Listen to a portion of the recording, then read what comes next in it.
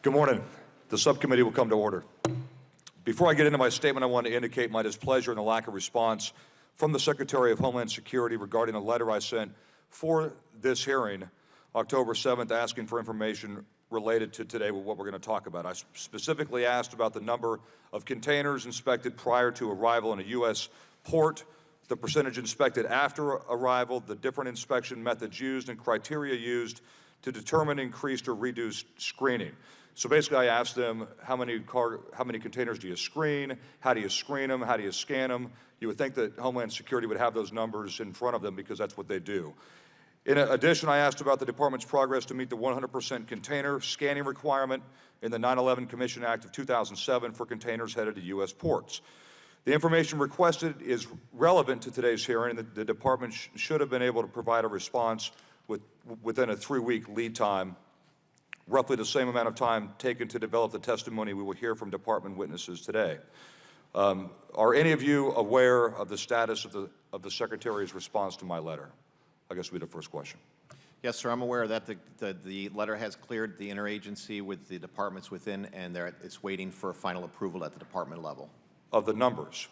I am aware of the numbers, sir. Yes, sir. So you have the numbers? I have the numbers prepared for today, sir. Great. Okay. Yes, sir. The subcommittee and let me say one last thing too. We're not going to hear from anybody from Southcom, and we're not going to hear from anybody from Northcom, because the OSD, the Office of Secretary of Defense, refused to send witnesses or briefers from either Southcom or Northcom. I'm not sure whether that was the Department of Defense saying this is a Homeland Security issue and a Homeland Security issue only, or whether they just didn't care enough to send somebody. Maybe they have a beef with me, and I would say to OSD that that's pretty petulant to not send anybody from any, besides Coast Guard, from the Department of Defense, from Northcom or Southcom. The subcommittee is meeting today to discuss the scenario of a dirty bomb, a radiological dispersal device in a U.S. port, the potential for how such a device could be brought in, measures that can be taken to deter, detect, and interdict the security threat, and ways to prevent an adversary from reaching its intended target within the U.S. The United States has an exclusive economic zone spanning 3.5 million square miles, 95,000 miles of open shoreline, over 360 ports, and numerous small harbors across the country. Our maritime border is unique compared to our land or air borders due to its sheer size and the potential ease of moving large quantities of materials undetected. Interdiction efforts are about more than the sea's contraband. Understanding the pathways used by smugglers is a critical part of the process. Pathways used for drugs today could be used to bring in anything, nuclear, radiological material, or anything. If you can carry thousands of pounds of something, you can carry thousands of pounds of something else. Knowledge of existing smuggling practices coupled with trends on how actions change due to law enforcement efforts can assist in disrupting future smuggling efforts. After 9/11, security measures were enacted to better protect our homeland by expanding efforts to detect and deter threats overseas. It's obviously much better to find things if they're not on U.S. shorelines. These efforts include screening cargo manifests before containers are loaded onto a U.S.-bound ship, scanning shipping containers that have been determined to be high risk, screening ship personnel data, knowing where a ship and its cargo have been before entering United States territory, and intercepting a vessel at sea and preventing its entry into a U.S. port. We will hear from our witnesses today on how the federal government deploys a whole-of-government layered approach, including law enforcement, technology, and intelligence to detect, deter, and interdict potential threats. These internal measures are combined with treaties and agreements with foreign governments to conduct cooperative enforcement efforts at ports overseas. In early October, the Associated Press reported on the FBI and Eastern European authorities' efforts over the last 5 years to successfully interrupt 4 attempts by criminal gangs with suspected Russian ties to sell cesium to Middle Eastern extremists. And we can talk about cesium either in this panel or the next panel. It's not the most dangerous stuff, but it's still bad stuff. The successful disruption of the sale was a positive result. However, the desire of our adversaries to obtain, at a minimum, materials for a dirty bomb or to the extreme materials for a nuclear weapon are growing. Due to the Iranian deal, no matter what you think about it one way or the other, and the reaction that the other Middle Eastern countries are going to have to Iran having nuclear facilities, there's going to be more nuclear material out on the market. That's just the way it's going to be going forward. Over the next 10 or 25 years, you're going to have more countries with more nuclear capability than we've probably ever seen in the world.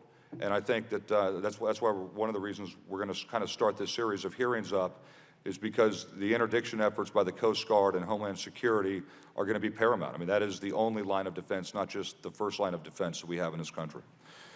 It is concerning that the administration's whole-of-government approach does not appear to include foreign nuclear policy.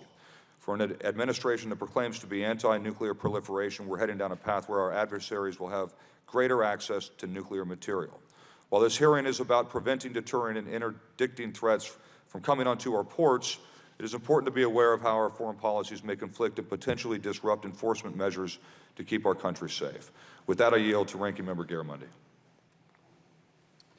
Mr. Chairman, thank you very much for the hearing. When you first noticed the hearing, I'm going, wait a minute, I've been here, I've done this, when did it? About 2005, we did a series of a national meeting on natural disaster insurance. Included among the three things that we looked at in 2005 rather, was, let's see, hurricane up the East Coast, that would be Sandy, earthquakes at the New Madrid Fault, but that hasn't happened, thankfully, and terrorism, a dirty bomb at the port of Long Beach. So there's a study out there. I really wanted to get it in time for this, but I wasn't able to gather it. In any case, this is a subject that we need to pay attention to, and I thank you for holding the hearing. The threat of nuclear or radiological dirty bomb arriving at a U.S. port is sobering. It certainly was in 2005 when we did that national review of disaster insurance. An idea was virtually unimaginable 15 years ago, well, not quite 10 years ago. Is now a primary focus of coordination multi-layering strategy involving multiple federal agencies, including the U.S. Coast Guard. By most accounts, it would appear that the global nuclear detection architecture and numerous federal programs, activities, capabilities that are implemented to fulfill this strategy seem to be meeting the challenge of keeping radiological or other nuclear threats outside of the U.S. homeland. This is something we ought to be grateful for, and I certainly appreciate that because of the effort made by thousands of federal employees every day to protect us. And yet, we cannot let our guard down, for even the likelihood of a terrorist cell smuggling weapons of mass destruction into the country in a shipping container may be low, but the consequences would be catastrophic. At least that's what we learned in 2005. And because the risks are potentially catastrophic, we must continue to do everything possible to make sure it doesn't happen. Among the questions we're going to be asking, or at least I will be asking, I'm sure you will also, Mr. Chairman and members, are we adequately testing and validating our technologies and procedures and training to make sure that they remain relevant given the current and emerging threats and circumstances? Second, in the event of a detonation of a dirty bomb at a U.S. port, are we making sure today that we will have in place the technology's capabilities to quickly and effectively respond to the cleanup and recovery of such an attack? I know on the insurance side the answer in 2005 was no, and today I'm sure it's also no. And thirdly, considering that a future terrorist may be homegrown, are we doing everything we can to track and monitor within the U.S. the coastwide trade to make sure that vessels operating in U.S. domestic waters are not a potential conduit for those seeking to do us great harm? Going to be an interesting hearing. Thank you for the panels. I thank the witnesses that were here and looking forward to the testimony. Thank you. Thank the ranking member. I'm going to introduce everybody really quick. Rear Admiral Peter J. Brown, the Coast Guard's Assistant Commandant for Response Policy. Thanks for being here. Dr. Gawadia, I get it right? The Department of Homeland Security's Director of Domestic Nuclear Detection Office. Mr. Todd Owen, the Department of Homeland Security's Assistant Commissioner for the Office of Field Operations for Customs and Border Protection. Thanks for being here.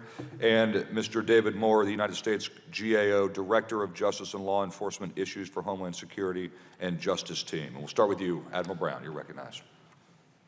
Well, thank you, and good morning, Chairman Hunter, Ranking Member Garamendi, and distinguished members of the subcommittee.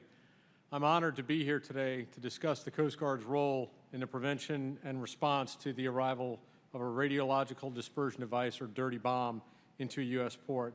I thank you for your strong support of the Coast Guard and our men and women in uniform.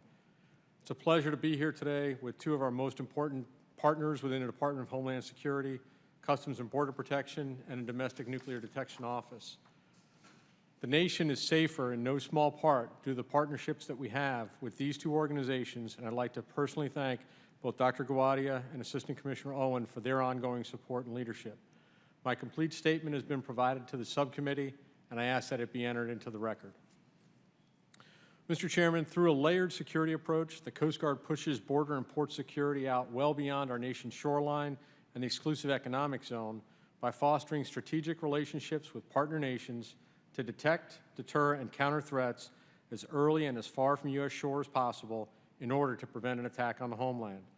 The Coast Guard's efforts to prevent dirty bombs from nearing the U.S. ports and shores begins overseas with robust international partnerships that provide access to maritime ports of origin. Through our International Port Security Program, the Coast Guard performs overseas port assessments to confirm that foreign trading partners meet international standards for security and anti-terrorism.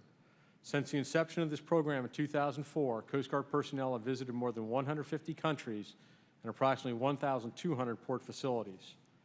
To more effectively counter these threats in the offshore region and throughout this hemisphere, the Coast Guard maintains more than 40 maritime bilateral law enforcement agreements and 11 bilateral Proliferation Security Initiative, or PSI, shipboarding agreements, which allow Coast Guard teams to board vessels suspected of carrying illicit shipments of weapons of mass destruction, their delivery systems, or related materials far from shore. The Coast Guard's membership within the intelligence community provides global situational awareness, analysis, and interagency collaboration with various components, including the CIA, National Counterterrorism Center, and the FBI, among others. Through our Maritime Transportation Security Act, we provide security plan compliance and inspections for maritime facilities and vessels, and this reduces the vulnerability to terrorist attacks in or involving our ports. Building on these preventive efforts, the Coast Guard also brings agility and mobility to our detection regime with the ability to deliver our detection capabilities anywhere in the maritime domain. The Coast Guard conducts over 400 routine vessel inspections, examinations, and law enforcement boardings every day. And Coast Guard personnel who visit boats, vessels, and regulated facilities carry detection devices to alert the users to the presence of radiation. In 2004, we developed a maritime radiation detection program and have since maintained a close relationship with DNDO to standardize our equipment and enhance our national capacity for detection with multiple levels of capability, including the ability to reach back to scientific experts for more information. We do this in conjunction with CBP and with TSA's Visible Intermodal Prevention and Response, or VIPER program. Many of our units, including our coastwise sectors, our deployable specialized forces, and our major cutters, are equipped with these devices that can identify specific isotopes, distinguish between man-made and natural sources, and, as I said, reach back to interagency experts for assistance. Specifically, our Maritime Security Response Team, or MSRT, provides the nation with a unique maritime capability for nuclear and radiological detection, identification, self-decontamination in routine or hostile situations. The MSRT is specifically designed and exercised to integrate with other interagency or DoD response forces. At the national level, together with CBP's National Targeting Center, the Coast Guard screens ships, crews, and passenger information for all vessels that are required to submit what we call an ANOA, Advanced Notice of Arrival, 96 hours or more prior to entering port. In 2014, that process screened over 124,000 notices of arrival and over 32 million crew and passenger records. The Coast Guard's response to a dirty bomb threat would be part of a coordinated interagency effort to bring the most capable and appropriate resources to bear. If a dirty bomb is suspected en route to or identified within a U.S. port, the Interagency Maritime Operational Threat Response Protocol, or MOTR, would be employed to coordinate whole-of-government interagency action to achieve the best solution. And with that, sir, thank you. Thanks, Admiral Brown. Doctor. Good morning, Chairman Hunter, Ranking Member DeFazio and Ranking Member Garamendi, and distinguished members of the subcommittee. Thank you for the invitation to testify with my colleagues from the Department of Homeland Security and the Government Accountability Office on our efforts to prevent and respond to the introduction of a dirty bomb into a maritime port.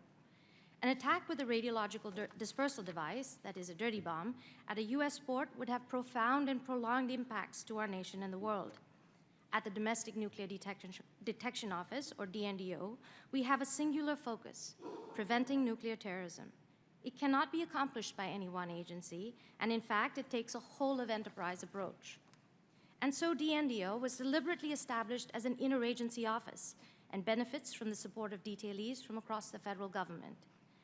In both our nuclear detection and forensics missions, we work closely with our federal, state, local, and international partners, and those in the national laboratories, in industry, and in academia. My testimony today focuses on DNDO's work to strengthen the operational readiness of our maritime partners to detect illicit radioactive materials. DNDO is responsible for the domestic implementation of the global nuclear detection architecture. The GNDA is a framework for detecting, analyzing, and reporting on nuclear and other radioactive materials that are out of regulatory control. Now, the tendency can be to place great focus on technology alone. It is, however, more effective to carefully integrate intelligence, law enforcement, and technical capabilities to improve the GNDA. Indeed, our GAO colleague, Director Maura, captured it well in a previous hearing, stating, "Detection technology is an important part of the overall effort to keep a nuclear device out of the U.S., but it is not the only one. Consider this," he said, "if the U.S. ever has to rely on a radiation portal monitor to stop a smuggled nuclear device, a lot of other things have already gone wrong. It means law enforcement missed it, the intelligence community missed it, our allies missed it, risk-based screening missed it, treaty regimes did not work, and non-proliferation programs failed." Keeping his words in mind, our strategy is to provide effective technologies to well-trained law enforcement and public safety professionals as they conduct intelligence-driven operations. By implementing a multi-layered, multifaceted, defense-in-depth approach, it is our objective to make nuclear terrorism a prohibitively difficult undertaking for the adversary. And so our efforts to secure the homeland begin overseas, relying largely on sovereign foreign partners to develop and enhance their own national detection programs. In this endeavor, DNDO works closely with the interagency and multilateral partners to develop and share guidance, best practices, and training. The collective efforts abroad help ensure illicit radioactive material or devices can be interdicted before they arrive at our shores. The layered approach continues at our borders. DNDO procures radiation detection systems for use by DHS operational components at our ports of entry, along our land and maritime borders, and within the United States. Today, all Coast Guard boarding teams are equipped with detection devices. DNDO has also acquired detection systems for the Coast Guard and Customs and Border Protection to scan small vessels before they reach our shores. And at our seaports of entry, CBP scans nearly 100% of all incoming maritime containerized cargo for radiological and nuclear threats. Building operational capacity across the federal, state, and local enterprise is also critical. And so DNDO is presently working with 33 of the Coast Guard's area maritime security committees, sharing information and intelligence, assisting with alarm adjudication, and providing technical support to our operational partners as they build their detection programs. In case of an attack of nuclear terrorism or the interdiction of a nuclear radiological threat, leadership will need rapid, accurate attribution based on sound scientific evidence. Nuclear forensics, when coupled with intelligence and law enforcement information, supports those determinations. DNDO therefore advances technologies to perform forensic analyses on pre-detonation nuclear and other radioactive materials. Make no mistake, the United States remains committed to holding fully accountable any state, terrorist group, or other non-state actor that supports or enables terrorist efforts to obtain or use weapons of mass destruction. At DNDO, we will continue to work with our partners to counter nuclear terrorism and improve our overall collaboration across the technical, intelligence, and law enforcement communities. We sincerely appreciate the committee's support of our efforts to secure our homeland. Thank you for the opportunity to be here today. I look forward to your questions. Thank you, Doctor. Our next witness is Mr. Todd Owen, the Department of Homeland Security's Assistant Commissioner for the Office of Field Operations for U.S. Customs and Border Protection. Mr. Owen, you're recognized. Good morning. Chairman Hunter, Ranking Member Garamendi, esteemed members of the subcommittee, thank you for the opportunity to testify today on the role of U.S. Customs and Border Protection in preventing and responding to the threat of a radiological weapon at our ports of entry, an important responsibility we share with our partners here today. As the lead DHS agency for border security, CBP works closely with our domestic and international partners to protect the nation from a variety of dynamic threats, including those posed by containerized cargo arriving at our air, land, and seaports. Before my appointment as the Assistant Commissioner of CBP's Office of Field Operations earlier this year, I served as the Director of Field Operations for the Los Angeles Long Beach Seaport, and I've also served time as the Executive Director responsible for all of CBP's cargo security programs. I know firsthand how complex cargo security operations are and how valuable our programs and partnerships are to our national security. Since the September 11th terrorist attacks, CBP has established security partnerships, enhanced our targeting and risk assessment programs, and invested in advanced technology, all essential elements of our multi-layered approach to protecting the nation from the arrival of dangerous materials such as a dirty bomb at our ports of entry. CBP has several key programs that enhance our ability to assess cargo for risk, examine high-risk shipments at the early possible point, and increase the security of the supply chain. I'd like to highlight just a few of these efforts for you today. Since 2002, CBP has been receiving advance information on every cargo shipment, every vessel, every crewman before they arrive at our ports of entry. For maritime containerized cargo, this information is received 24 hours prior to lading the cargo in the foreign seaport. This advanced information is then run through CBP's automated targeting system, which will compare the data against multiple law enforcement and trade databases. Those shipments as identified as high risk will be selected for examination. High-risk shipments may be examined overseas before being laden onto the vessel heading for the United States as part of CBP's Container Security Initiative. CBP's CSI program places U.S. officers in 60 foreign seaports in 35 countries around the world. These overseas CBP officers have the ability to reach 80% of the maritime cargo heading to the United States. All overseas examinations are performed with the assistance of our host country counterparts. Every cargo inspection conducted overseas includes a scanning of the container for radiation, as well as subjecting the shipment to a non-intrusive inspection. A non-intrusive inspection uses systems of high-energy X-ray or gamma ray to look into the container for anomalies which may be of concern. In FY 2015, CBP performed over 124,000 overseas examinations of high-risk cargo before the cargo was placed on a vessel destined to the United States. If the exam is not performed overseas at a CSI seaport, the shipment will be inspected upon arrival at a U.S. port of entry. At the U.S. ports of entry, CBP also deploys the same large-scale, non-intrusive inspection systems to quickly examine containerized cargo for the presence of anomalies which may indicate a threat. Those containers found with anomalies in their cargo are physically searched at warehouses located in the seaports. Lastly, every containerized shipment leaving the U.S. seaport, every single shipment, is scanned for radiation and has been since 2010. There are over 1,280 radiation detection portal monitors deployed at our U.S. border crossings, allowing for nearly 100% radiation screening of arriving. Mr. Owen, you just said that 100% of cargo leaving U.S. ports? Leaving U.S. ports, yes. Leaving sir. is screened. Yes, sir. 100%.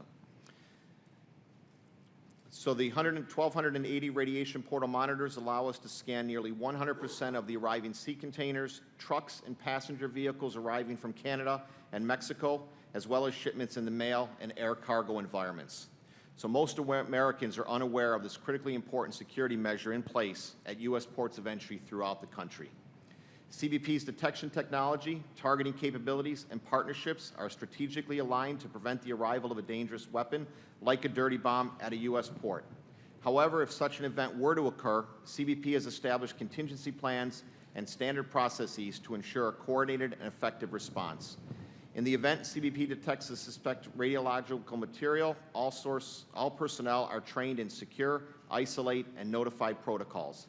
The suspect cargo is secured, the immediate area is isolated and scientific experts are notified.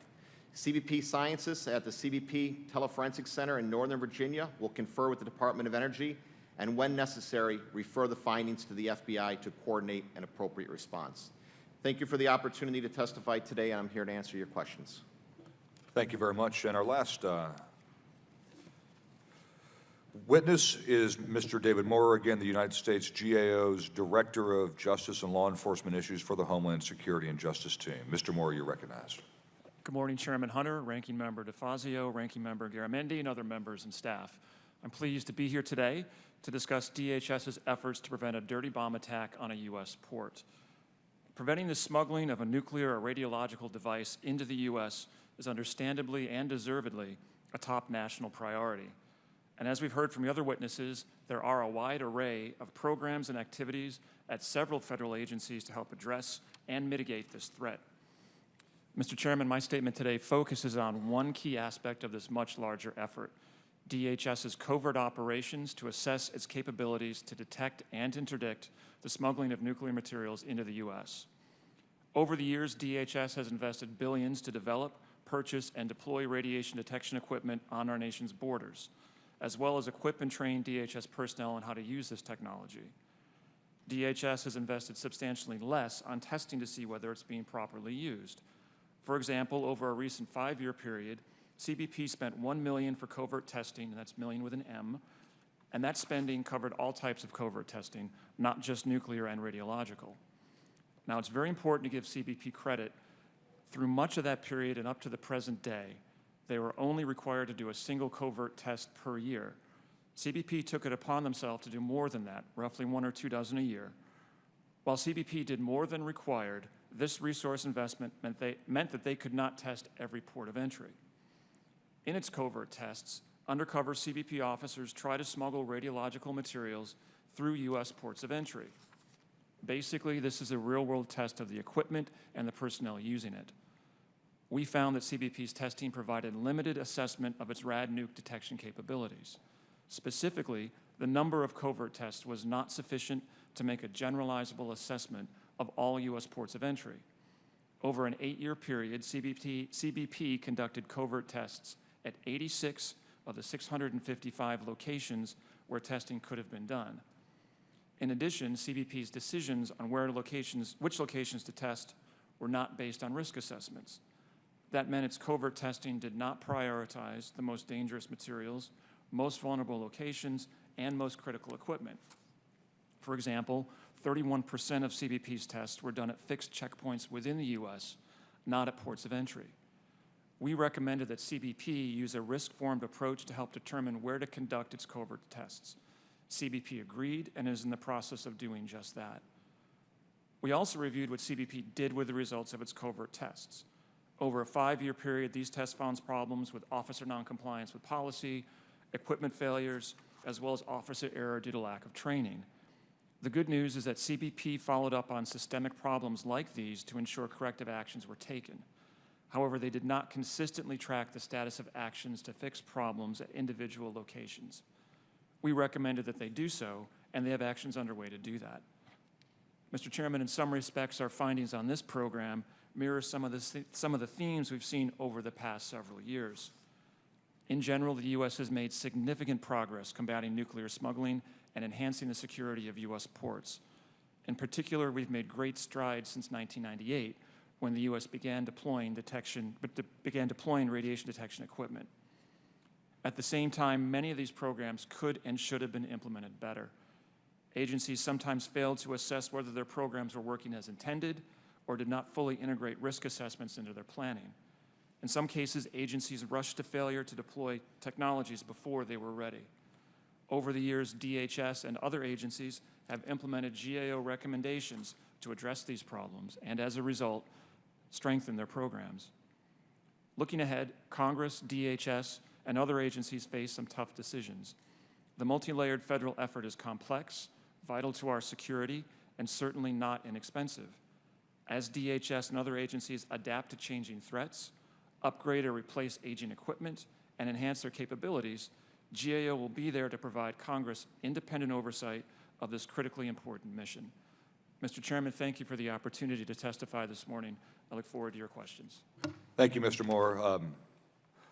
I'm going to now recognize members for questions, beginning with myself. So let's just stay on this. You're satisfied that CBP took into account what you guys found and that they're making corrective action?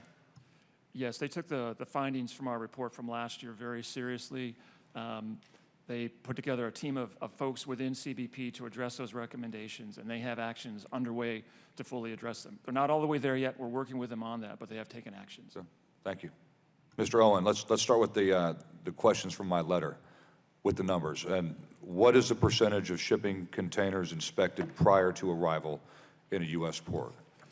Yes, sir. Every container, again, is assessed for risk. The highest risk inspections occur overseas. In fiscal 15, 124,000 of those containers were inspected overseas. So what is that That's percentage? about 1%, a little over 1% of the 12 million containers that arrive from foreign every year. Okay, but everything's analyzed Everything is analyzed. Every and shipment screened, I is, guess you could say. depending on how you define screening and scanning, and there's confusion as to how those terms are used, we do look at the advanced data we receive from the shipper in terms of the manifest, as well as from the importer in terms of our importer security filing. We compare all of that data to what we have in our databases in terms of our automated targeting system, the intelligence information that is provided, and from those reviews, certain containers will rise to the top, causing us greater concern.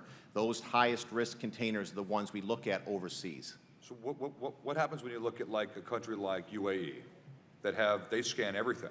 Yes. They have those passive systems set up. By the way, those are made in San Diego. Right. But anyway, they have those passive systems set up. They scan everything, right? Yes, that's correct. Many countries have now deployed radiation scanning equipment similar to what we have here in the United States, you know, in seaports around the world. The radiation scanning is very doable from a technology standpoint. Right. The challenge becomes the X-ray imaging of the containers. Whether it's a high energy, medium energy, and low energy system, it still takes human intervention to analyze the results of that scan.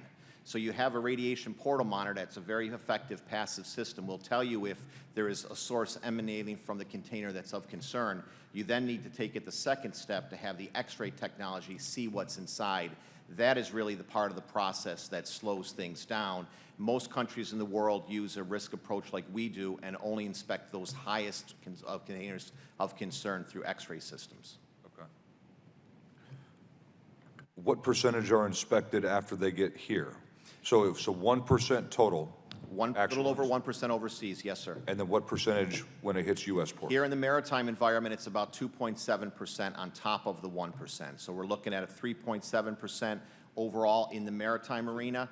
The next 2.6 or 2.7% is the next level down? Yes, sir. From the highest risk stuff? Yes, and then the next level down is what we will inspect here in the U.S. seaports. And that, again, that's in the maritime environment. The rates are approximately 26% on the land border with Mexico. So we look at, obviously, a higher percentage of what's coming in from Mexico because of the narcotics threat.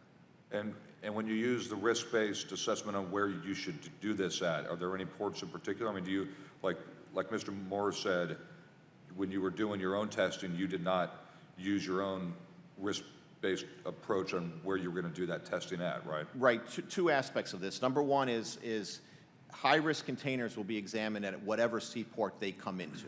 A lot of that is dependent on the shipping patterns of what's arriving from what parts of the world into, you know, into what parts of the country. So you will see those. The GAO's findings were specific to the testing that we do of ourselves, and should we focus more on those ports that have a greater likelihood of finding that type of device as opposed to a more universal approach. So their findings we felt were very fair, and we've taken those into building a new risk matrix that will allow the operational testing at the ports that have the more likelihood of finding those types of containers. However, we will inspect high-risk containers wherever they enter the United States.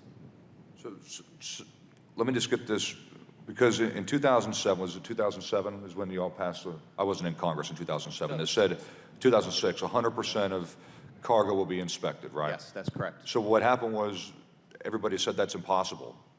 There's no way to do that. Well, what happened was through 2007 through 2010, we ran a series of 6 pilots around the world in Qasim, Pakistan, Southampton, the UK, Salalah, Oman, Puerto Cortez, Honduras, a terminal in Busan, Korea, and a terminal in Hong Kong. From those 4-year pilots, we are able to identify and clearly document all sorts of challenges, from the technology, the logistical impact, the effect on the efficiencies of the throughput of the cargo, things down to weather that would impact the dependability of the machines. So through our 4-year pilots, we were able to identify and catalog all of the challenges that we have found. From that time, we didn't really move forward in pursuing that any further. Now, since then, the department has re-engaged on this issue and is committed to take a look at what can now be done, being 5 years from when these pilots last ended, in terms of the technology that's available, the relationship with host countries, an understanding of what technology, as you mentioned, in the UAE is now present at other locations. And again, throughout all of these pilots, what we learned is it's not the radiation screening piece that's troublesome. It's the X-raying of these containers. And again, the 100% scanning law requires both aspects, 100% scanning, 100% screening for radiation, and 100% X-ray of all of the containers, and that becomes a troublesome piece. And just for everybody's benefit who's here, the next panel are a bunch of smart people from labs who can tell us what can be seen and what can't be seen, and as far as they can go in a non-secret hearing. I guess that answers enough for now, Mr. Owen. Thank you. One last question for Admiral Brown. If something did happen, and this is, I guess, just a general Homeland Security type of question, but if something did happen, can the Coast Guard talk to everybody? Meaning, can you communicate with the CBP, and can you communicate with the sheriff and the ports and everybody all at the same time right now? Yes, sir. There are systems in place called Area Maritime Security Committees that bring together port stakeholders, governmental and non-governmental, to plan for, prepare for, and in a case of an actual event, respond and set up in an incident command system network a response to an incident, whether it's a dirty bomb or some other type of incident in the port. So at the tactical level, there are ongoing communications among all the port stakeholders, from unit to unit, vessel to vessel, patrol car to patrol car. There's no single communication system that integrates all of federal, state, and local governments. You're saying that there is not a communication system that integrates everybody? There's not a tactical radio system that communicates across all those entities, state, federal, local, and industry, but there are coordination protocols and the incident command system that allows each agency to communicate with others and then to communicate to their own units. Sat phone? So we use interagency operation centers, some of which are virtual, some of which are actual bricks and mortar facilities, to coordinate those operations. And again, in a significant incident, those entities will be brought together in an incident command structure so that the operational priorities for action would be taken, divvied up among the agencies. The agencies would go out and perform those, given the tasking to their individual tactical units. Hey, thanks, Admiral. Thank you all. And with that, I yield to the ranking member, Mr. Garamendi.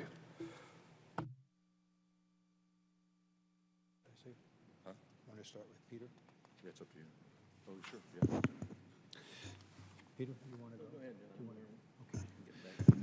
ahead. Thank you very much, Mr. Chairman. I want to go into the budgets and the availability of money. It looks like you've spent something like...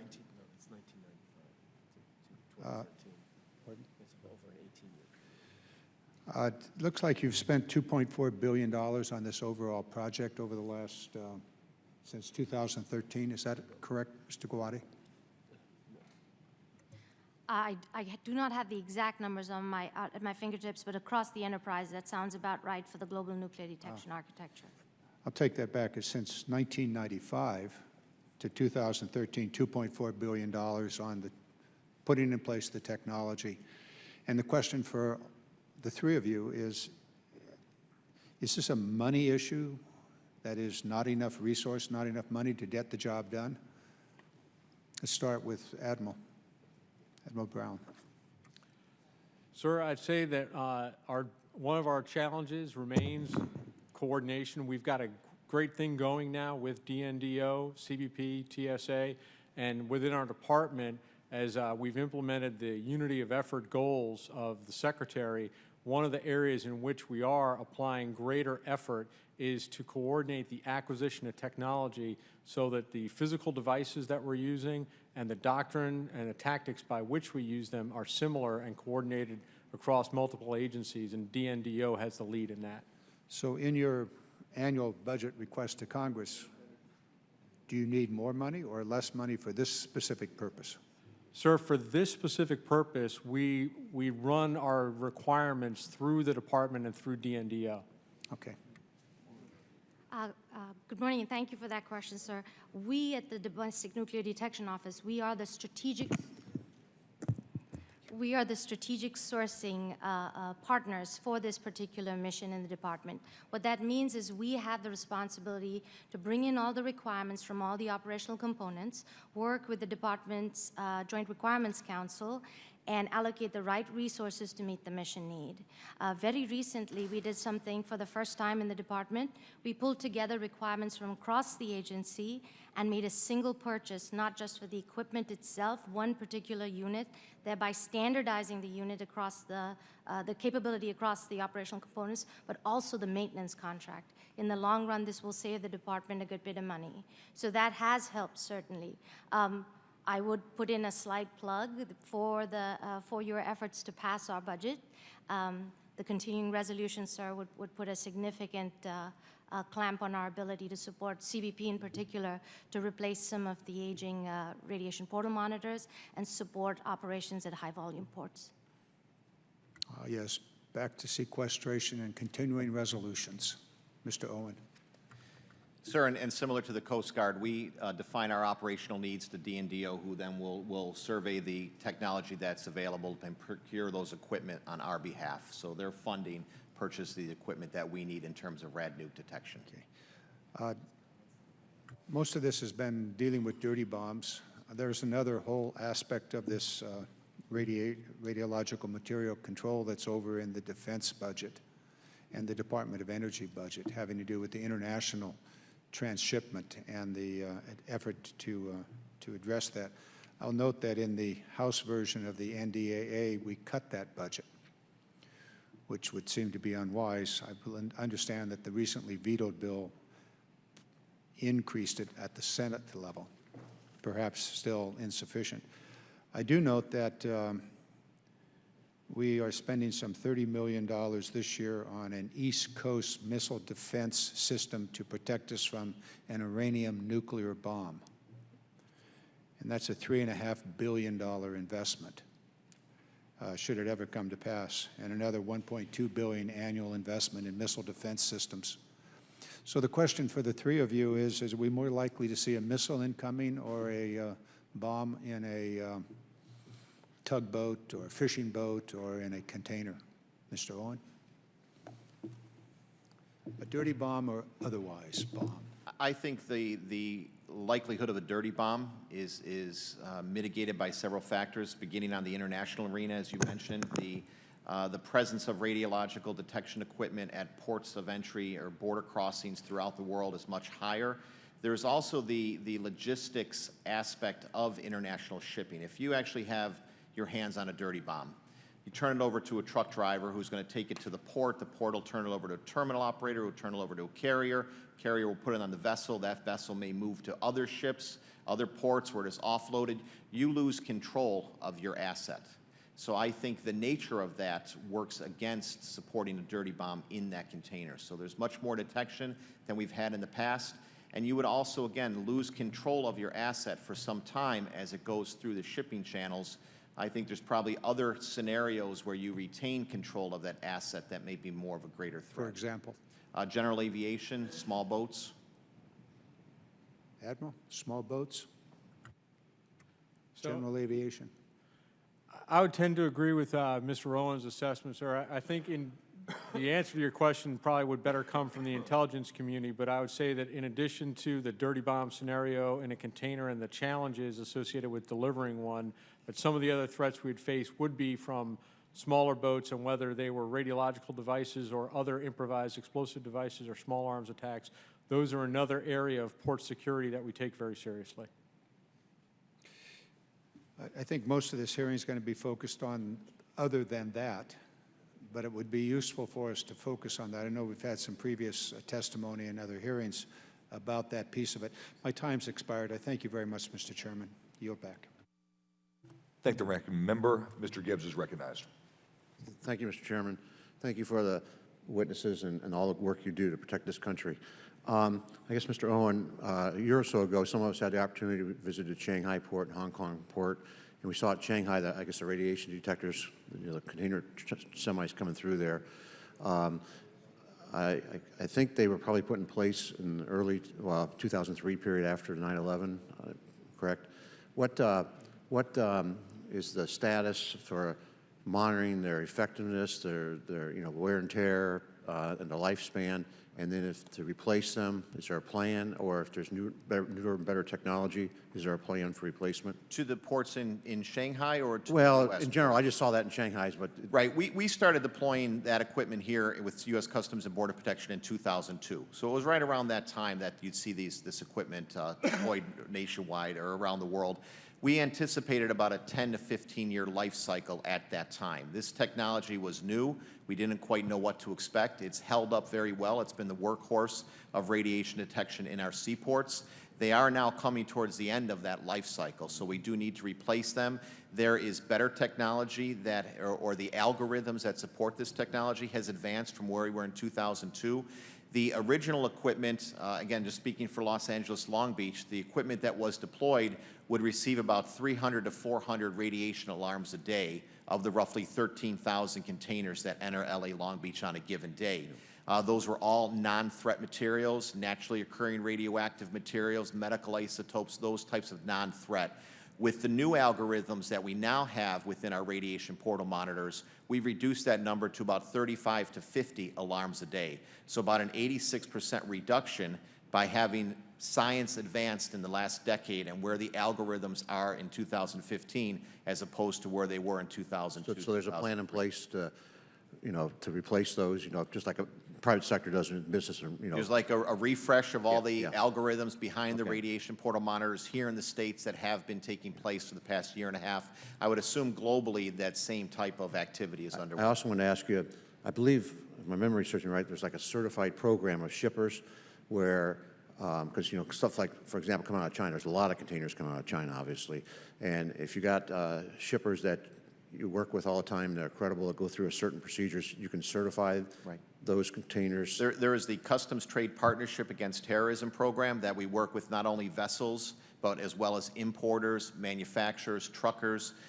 They adopt higher security protocols, and as part of that adoption, we go out and we validate that they have implemented what they said they would. We will treat them as lower risk than an unknown company or a So in essence, somewhat you can segregate that somewhat. so you- that's the intention of it, yeah, yes, so you sir. can Yes. be more effective on the. Yeah, the higher risk from and the From the- unknowns from from the the knowns. unknowns. Yes, sir. I guess for the Admiral,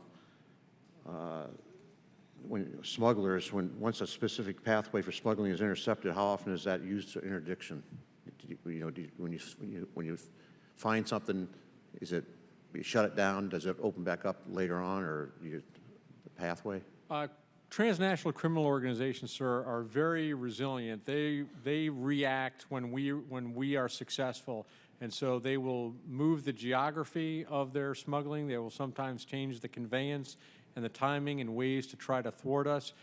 We combat that primarily with intelligence and intelligence-based operations, so we can try to have our very limited offshore assets in the right places at the right time.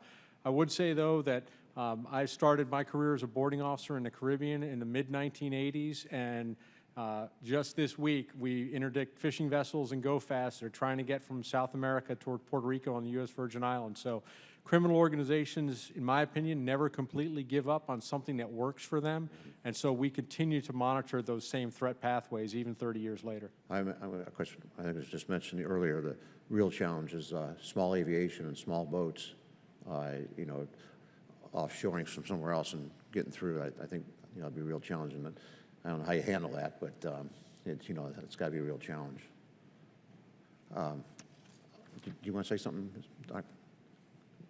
Oh, when it comes to small general aviation, I would mention that all incoming general aviation aircraft are met by our CBP officers using radiation detectors. So we have even increased in the last 10 years our capability at our aviation, in the general aviation environment, thanks in large part due to their efforts. All right, thank you. Thank you, Mr. Chairman.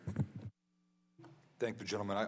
I guess just dovetailing there, why bad guys aren't going to send stuff on cargo ships? They're going to send stuff up the way that the bad guys are sending stuff up now, right? Which is small, fast boats coming up from Central and South America. I mean, isn't that how they would get anything here? Semi-submersibles.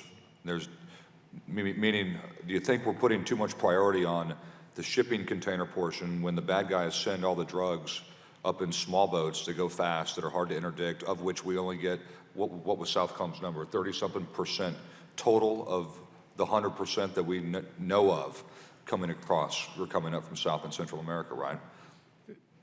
That's fairly accurate statistics, sir. We do interdict somewhere in the 15 to 20 to 30%, depending on how you measure and what we believe the flow rate to be of those drugs that are bound ultimately toward the United States. However, sir, those small vessels, semi-submersibles, almost never attempt to make landfall in the United States.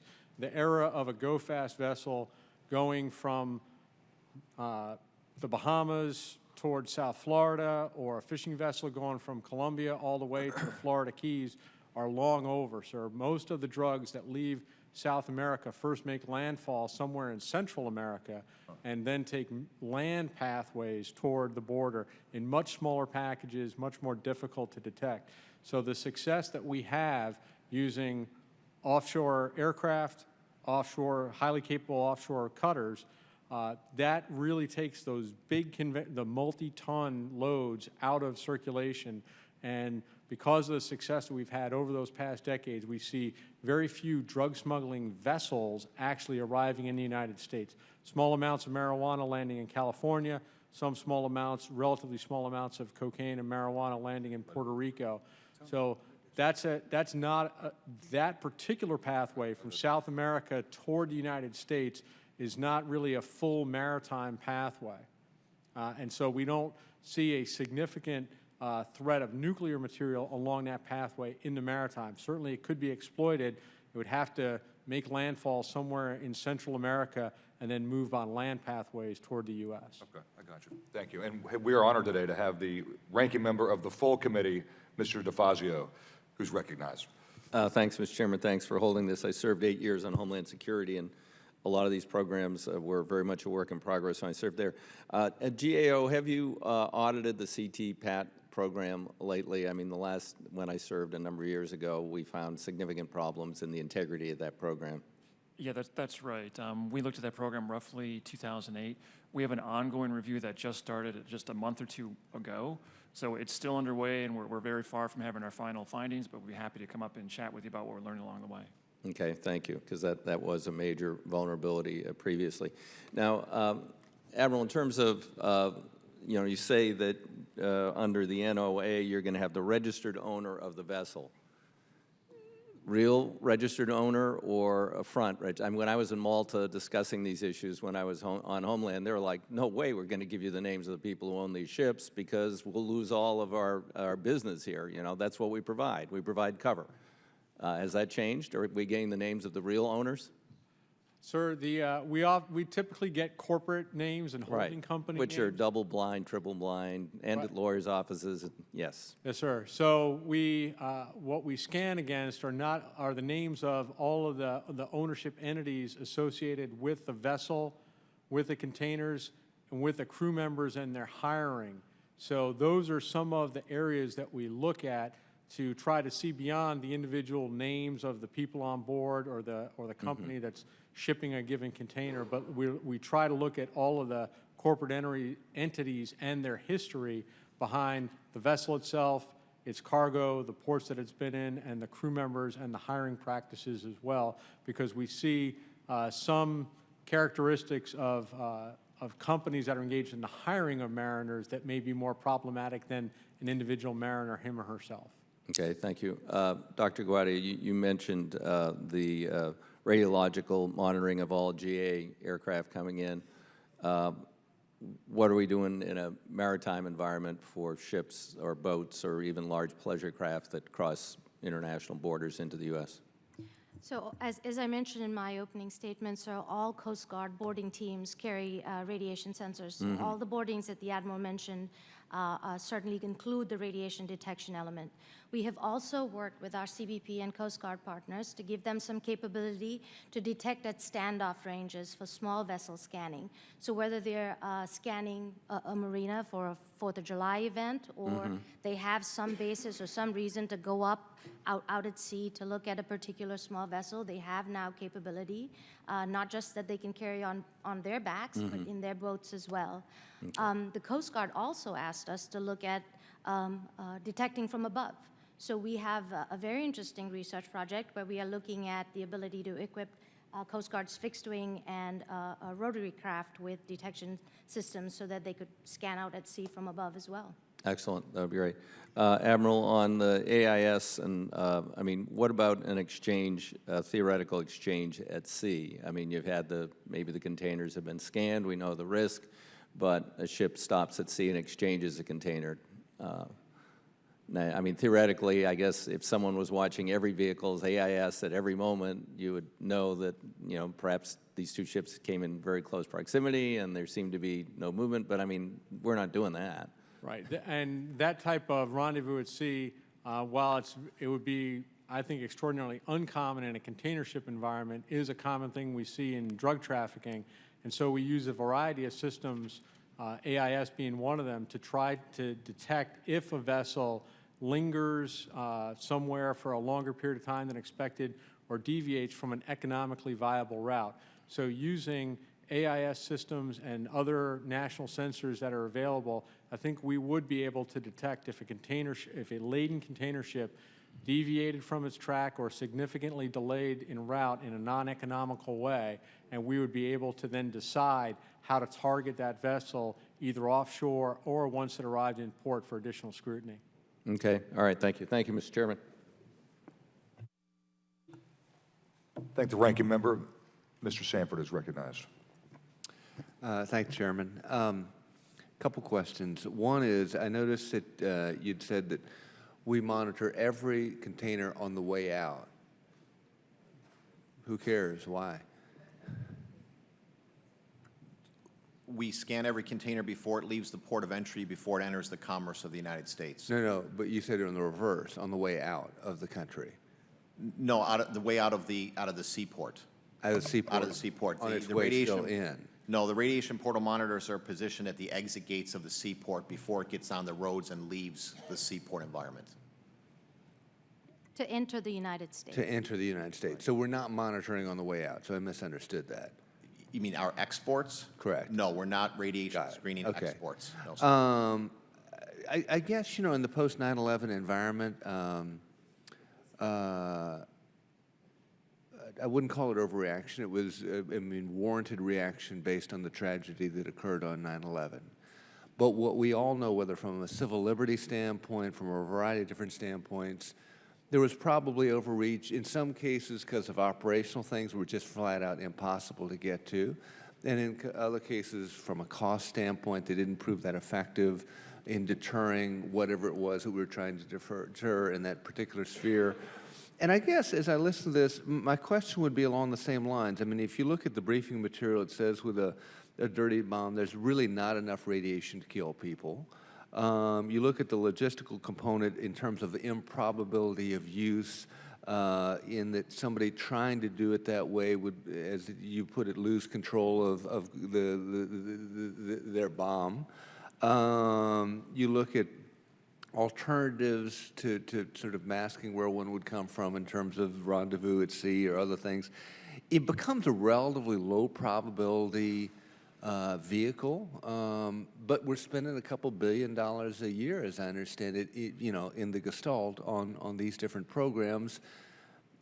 Is it overplay relative to the degree of risk that we're really confronting as a nation in this particular sphere? Congressman, the way we calculate risk is we couple the likelihood with the consequences. And the consequence of a nuclear attack would be so catastrophic that we cannot afford to take our eye off this ball. We do need to remain vigilant, make sure that we have sufficient capabilities to detect and mitigate. This is the ultimately preventable catastrophe. We can't stop doing it. But again, let's back up just a second. I mean, we're looking at, in essence, a 1% real check rate on the way in. Maybe you bump that up to maybe close to 4%. But the reality is that papers in Pakistan or papers in a lot of other places around the globe can be relatively mixed. That's ultimately what we're checking in about 95% of the cases. We're looking at that as to trigger a degree of further inspection or look.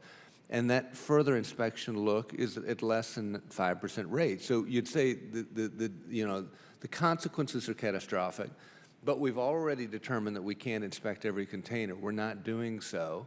And so we're inspecting less than 5%, and we're still spending a couple $2 billion a year.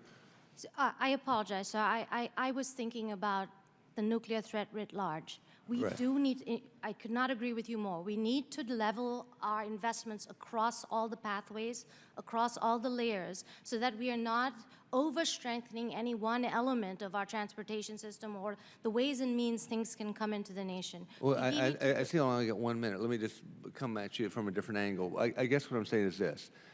If you look at break bulk, for instance, the Port of Charleston, there's a lot of break bulk activity as well as containerized activity.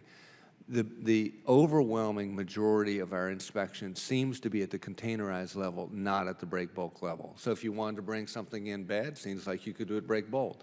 Going back to what one of my colleagues was raising with regard to a small boat, the reality is if you leave Bimini in the Bahamas and you head for Fort Pierce, you're not inspected by an officer until after you've docked that boat. Well, at that point, you're in the intercoastal waterway. You could have hopped off and let the boat go, and it goes. I mean, the inspection is coming after the point of entry. So if you really want to do harm, it just seems to me that there are a variety of other relatively porous vehicles by which to do so if you're looking at maritime traffic. So we're, again, spending a couple $2 billion a year on an overlay that gives us, I think, a false sense of security. Sir, again, really, I could not agree with you more. We have to be careful to make sure that we apply our resources across the board, which is why we work with our interagency partners, our international partners, to begin with nuclear security, material security, build their own detection architectures so the law enforcement capabilities overseas are tuned and aware to when materials come out of regulatory control and can stop them before they are in any form of conveyance to the United States. And we will continue to work with our interagency partners to do that. Thank you. Thank the gentleman. The distinguished gentleman from Maryland is recognized. Thank you very much. Mr. Maurer, your testimony describes GAO's review of the CBP's operational field testing division covert tests. Your review found several areas in which the CBP could do a better job of targeting its limited covert testing resources. Do you believe that the CBP has taken the steps necessary to identify systemic trends and systemic weaknesses and to resolve these trends and weaknesses in a timely manner when and where they are found? And let me tell you why I'm asking this question and a series of questions. I've found that so often, as in Katrina, we have a situation where we're talking to each other, telling us everything's going to be fine, and then we say when the rubber meets the road, everything is going to be fine. But then when it comes time for the rubber to meet the road, we discover there is no road. So where are we? Talk to me. Yeah, sure. We had 3 recommendations. Keep your voice up. We had 3 recommendations to CBP in our report last year. CBP has taken actions to address all 3 of those recommendations.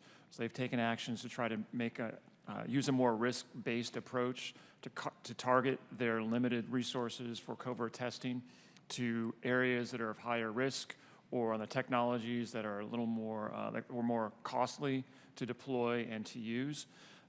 They've also done a better job of following up on the recommendations on the findings of their prior covert tests. So in other words, when they found problems in the past, want to make sure those problems have been recognized and those problems have been fixed. They've made improvements in that realm as well.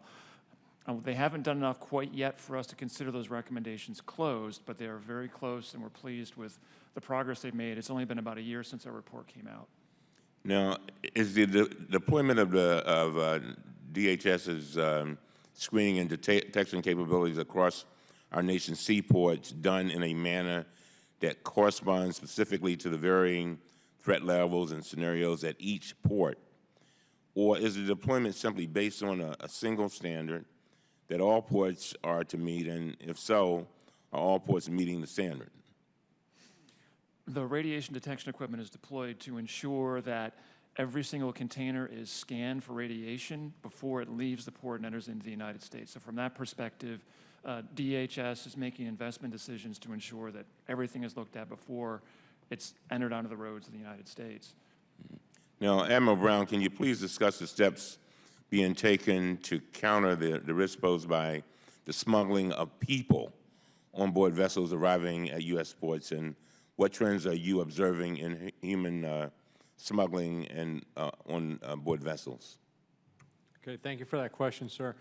I'll really address this in two different ways. We did have, for quite a while, a problem with stowaways on commercial vessels, but since the implementation of the International Port Security Code and the reciprocal arrangement that I described, in which we can go out and assess port security at international facilities, the number of stowaways on commercial vessels has dropped dramatically over the past decade. We're down in essentially single digits per month of stowaways on commercial vessels arriving in the United States. As compared to what? As compared to what had been hundreds in the early 2000s.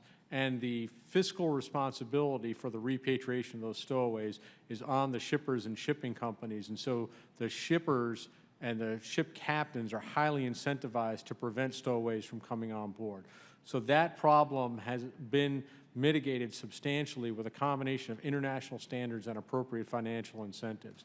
With regard to migrants coming on more traditional pathways from the Caribbean, South and Central America toward the United States, including Puerto Rico and the Virgin Islands, we do have a nationality and threat screening process. In the case of Puerto Rico and the Virgin Islands, it involves biometric scanning of many of the people who are attempting to get in. And we have maritime repatriation agreements with Haiti, the Dominican Republic, the Bahamas, and Cuba that ensure that those migrants interdicted at sea are in very high percentages returned to their country of departure or origin. Now, Mr. Owen, in your testimony, you identified the Secure Freight Initiative in Pakistan as an example of the CBP's strong working relationship with our foreign partners. As I understand it, the Secure Freight Initiative was previously being implemented at several foreign ports other than the one in Pakistan. Is that correct? Yes, sir, that's correct. Secure Freight was our pilot programs to test 100% scanning overseas, 2007 through 2010. Qasim, Pakistan was one of the 6 locations we piloted in.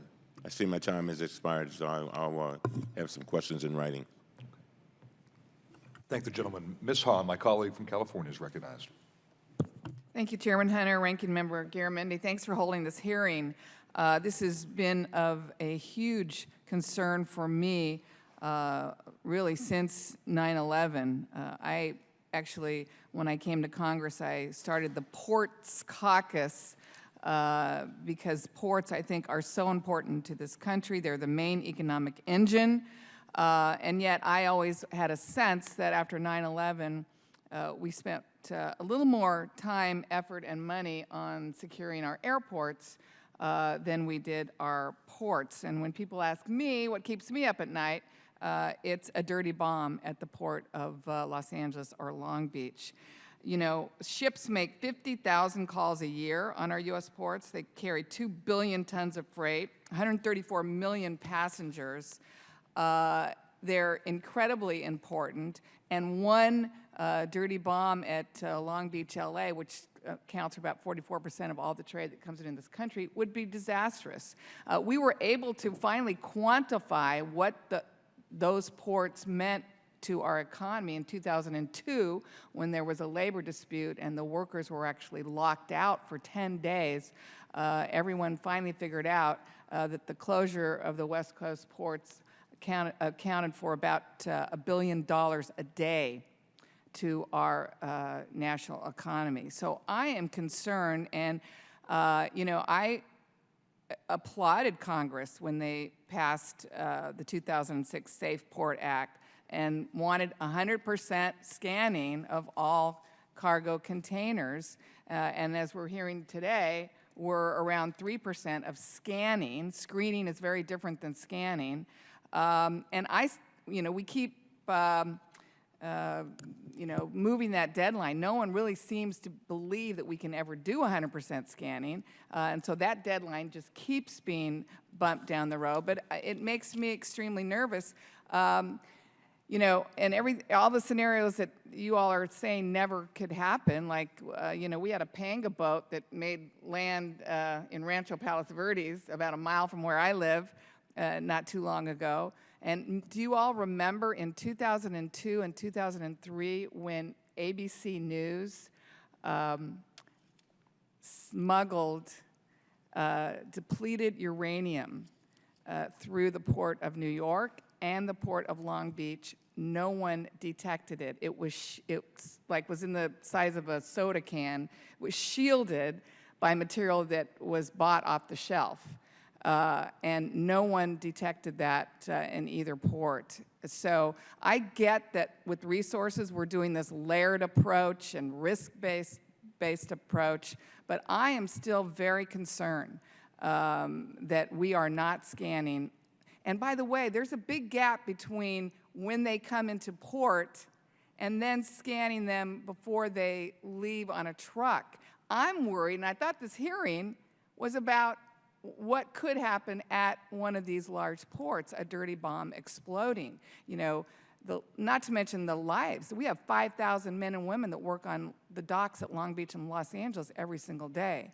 So I'm still extremely concerned, and the next panel I'm going to see if we can talk about technology that actually could scan 100% without slowing down commerce.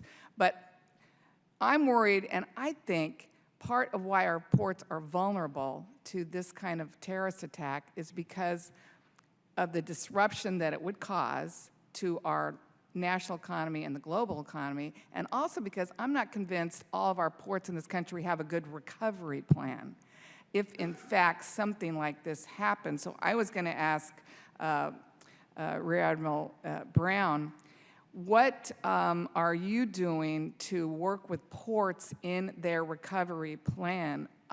If you imagine the port of Los Angeles or, a couple of those ships overturned in the main channel, not to mention maybe thousands of lives that would be lost, folks not even being able to get there to work or to, rebuild a ship or clear a main channel. What are you doing that would convince us, and maybe the terrorists, that wouldn't be such an attractive target because we can get back up and running quickly? Well, there was a question in there somewhere. Hey, thank you for that question. I'm going to have to go over time to answer it, though, because it is fairly complex. One of the things I'd say is that through the Area Maritime Security Committee process, part of that is an exercise program that we call AMSTEP, and each port Area Maritime Security Committee can prioritize for itself what scenarios they think are the most important security-related scenarios. Since about 2003, different ports around the country have done over a dozen, 24 actually, exercises that specifically address dirty bomb scenarios. And one of the elements of each exercise is recovery.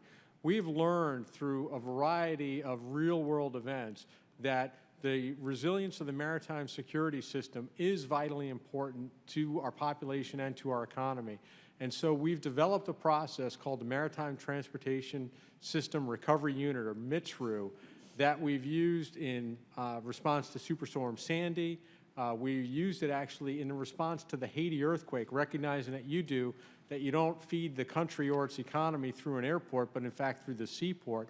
So helping to recover that port from containers in the water, sunken vessels, damaged piers, have all informed our processes so that we engage with industry, the Army Corps of Engineers, the Navy Supervisor of Salvage, and other federal partners, as well as industry, to put recovery of the maritime transportation system on the fast track of priority for recovery in a scenario like this. And I know my time's up. I know Los Angeles has a port recovery plan. Are you convinced that every seaport in this country actually has at their disposal a recovery plan in the case of a major disaster? I couldn't tell you that every port has a plan as robust and partnerships as well exercised as the Port of LA Long Beach, but it is a significant part of every Area Maritime Security Committee's responsibility. I would like to see that as being the Coast Guard's priority in working with ports. Thank you, Mr. Chairman. Thank the gentlelady. The gentleman from Louisiana, Mr. Graves, is recognized. Thank you, Mr. Chairman. Thank you for being here today. I just have a few quick questions. Number one, Admiral, do you have any information on the percentages of vessels that are inspected that are actually coming into U.S. ports, and then any breakdown of foreign vessels as opposed to domestic vessels? Okay, sir, I'm afraid I don't have specific percentage breakdown because the inspection and examination regimes for U.S. vessels and foreign flag vessels are quite different. For foreign flag vessels, as a port state, we have relatively limited authority, primarily related to safety and security of that vessel. And what we do are called port state control examinations, and they are risk-based, based on the vessel's history, as I was discussing with one of the members earlier, the ownership, the cargo shippers, and so on. And so some vessels are examined every time they come to a U.S. port based on a track record. For some, they may go years without being examined. Would you be able to just kind of gut, and obviously you could come back to the committee and provide information for the record, but would you know just off the cuff if we inspect more domestic or foreign vessels coming into U.S. ports? I would have to ask my staff to do some research and get back to you in writing. Would you mind if you could provide that information on the? I certainly, we'd be happy to do that, sir. Great, thank With you. regard to U.S. vessels, because as the flag state, we're responsible not only for the safety and security, but the safe manning, operation, environmental standards on the vessel. Sure. They're subject to a different inspection regime that may subject them to more visits than a foreign flag vessel or less, depending on the specific inspection regime. Thank you. A second question. I've seen, and actually curious about Homeland Security's response as well, but I've seen statistics and somewhat dated that showed the percentage of vessels that were actually inspected, and I remember it being extraordinarily low and that raising serious concern. But can you talk about some of the work that you're doing in the source and transit zone as well, and zones as well, which may suggest that the actual percentage of vessels inspected at U.S. ports may be deceiving? Does that make sense?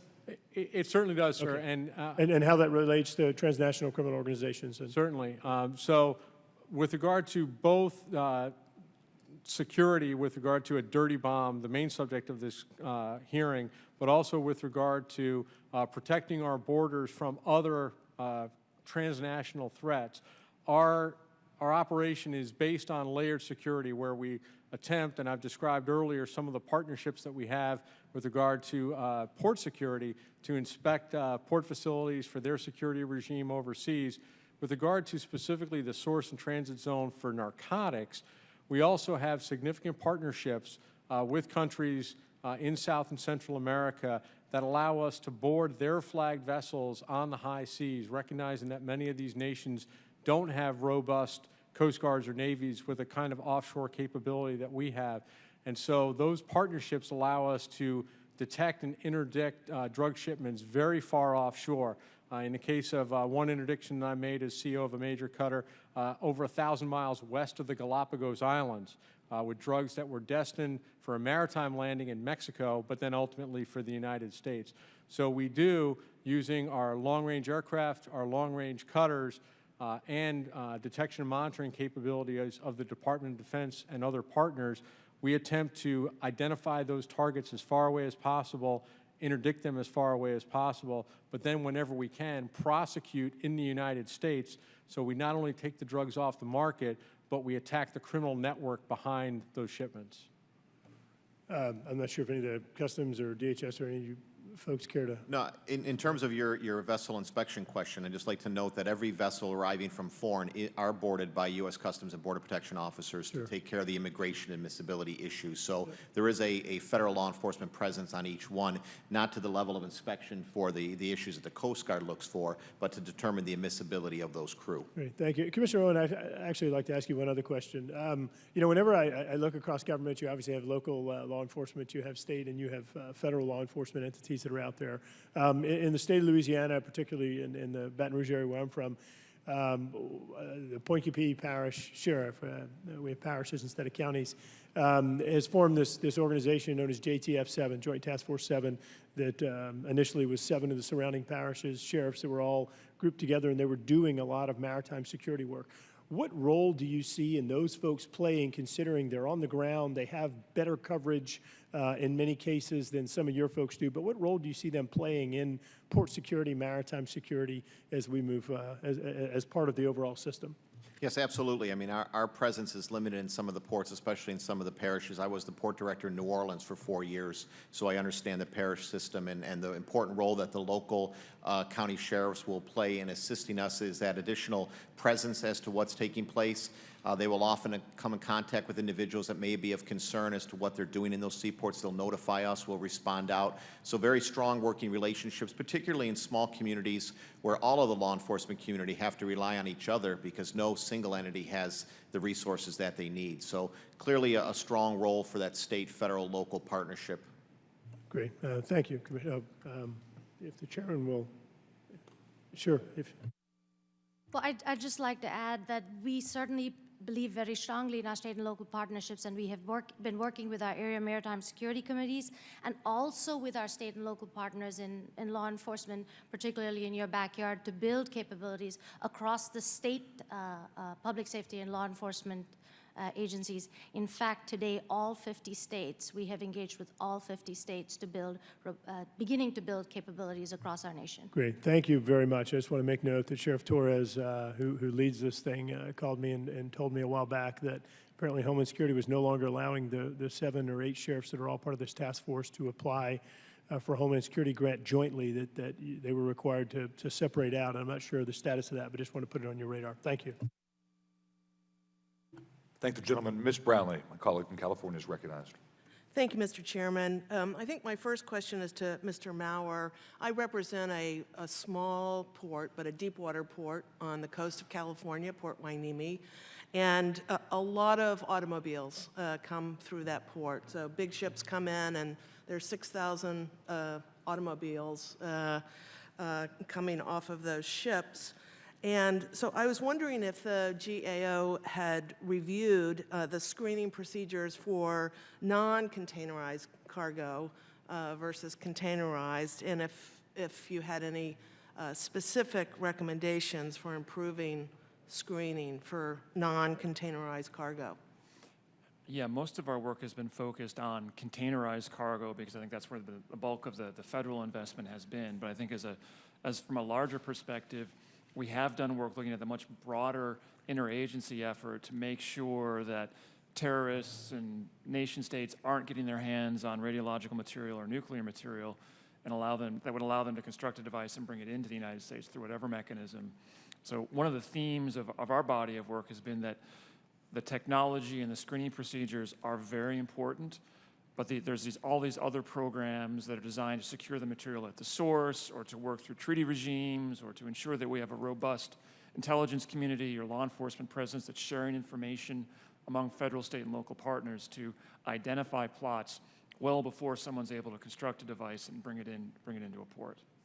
And Mr. Owen, can you talk a little bit about the screening process for Yes, absolutely. non-containerized? For all of the bulk, the break bulk, the ro-ro, as you see up in Port Hueneme there, depending on how the cargo is discharged, it may still pass through a radiation portal monitor.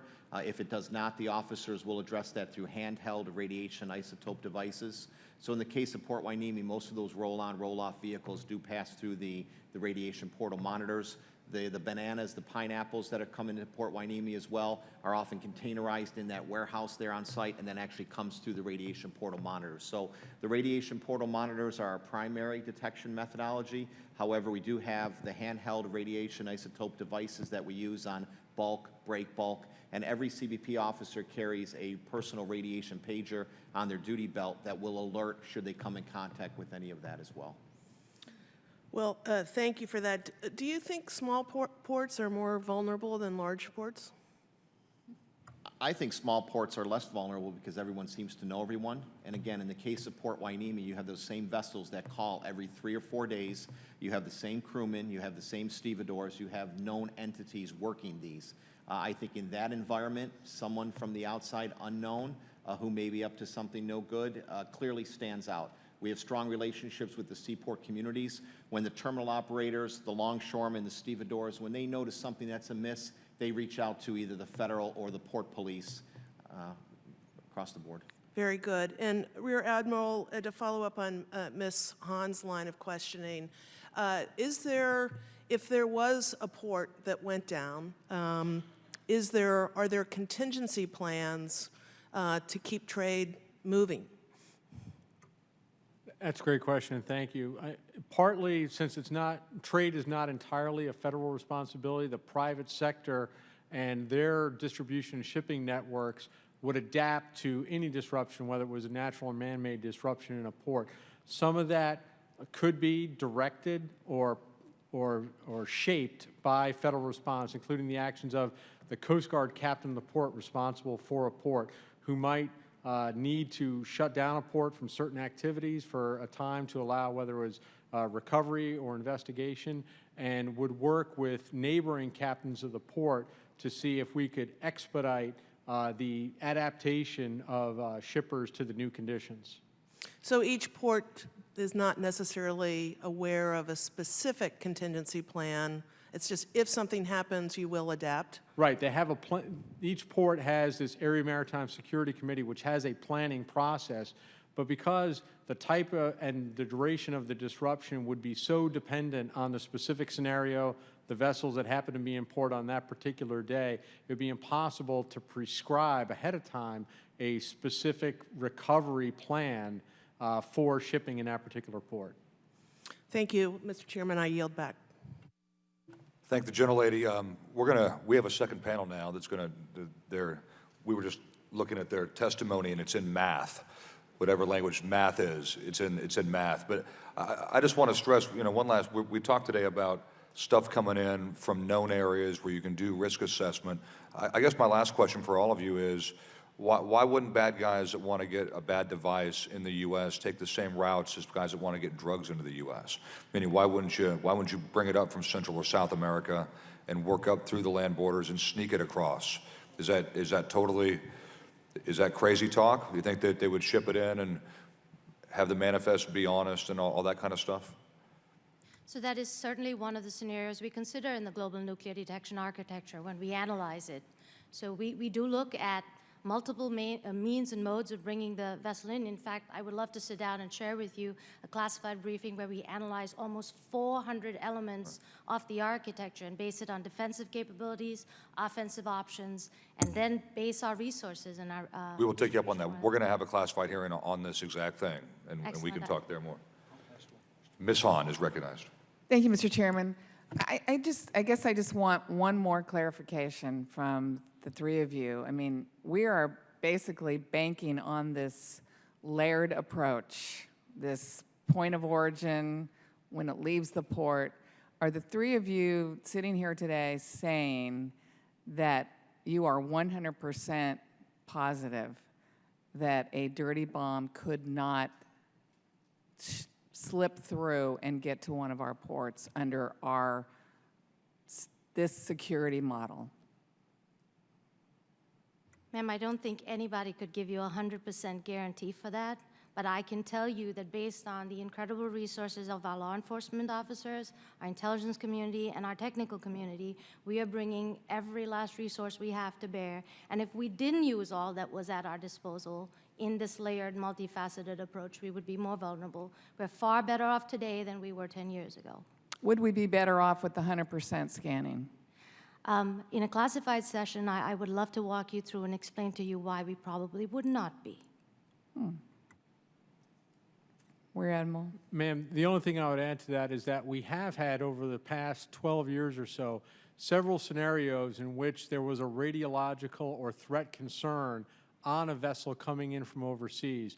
And with the motor process begun, that's the Maritime Operational Threat Response interagency process, we were able to either board the vessel at sea and resolve the issue, or bring the vessel to a safe place with minimal population to conduct an examination and resolve the issue. And in one very specific case, not regarding a bomb threat, but a possible terrorist threat, where it was ambiguous as to whether the vessel was going to a United States port or a Canadian port, we're able to do that same level of interagency coordination with our Canadian counterparts to very good effect.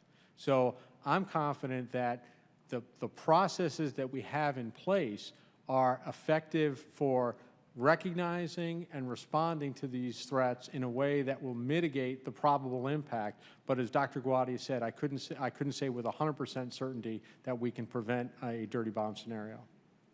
Todd?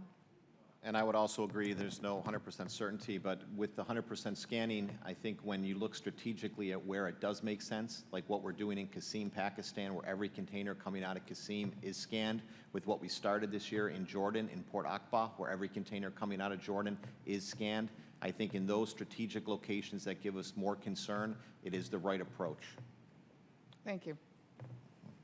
Thank the gentlelady, and we're not going to shake hands and stuff because we have about a half an hour with the next panel. So thank you very much for your time and for what you do. And we'll have more hearings on this coming up, Ms. Guadia. So we'll have classified fun hearing.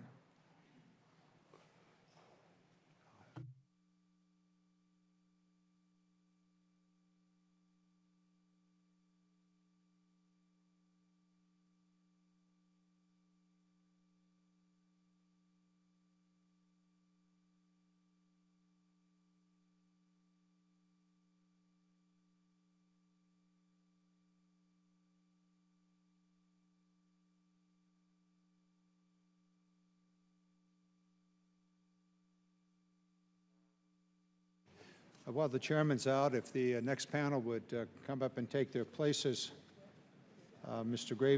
Gregory Cavana, Charles Potter, and Joe Lawless, and Stephen Flynn.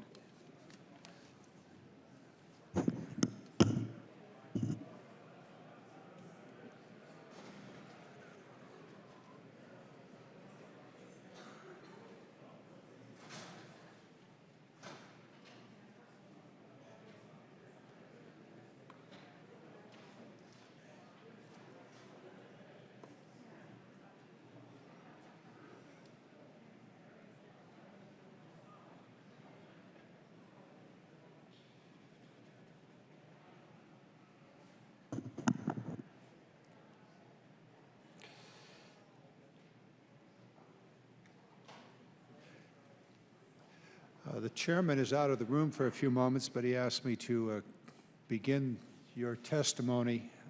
We do have a short period of time, so we'll begin. Mr. Canavan? Canavan, sir. It's Irish.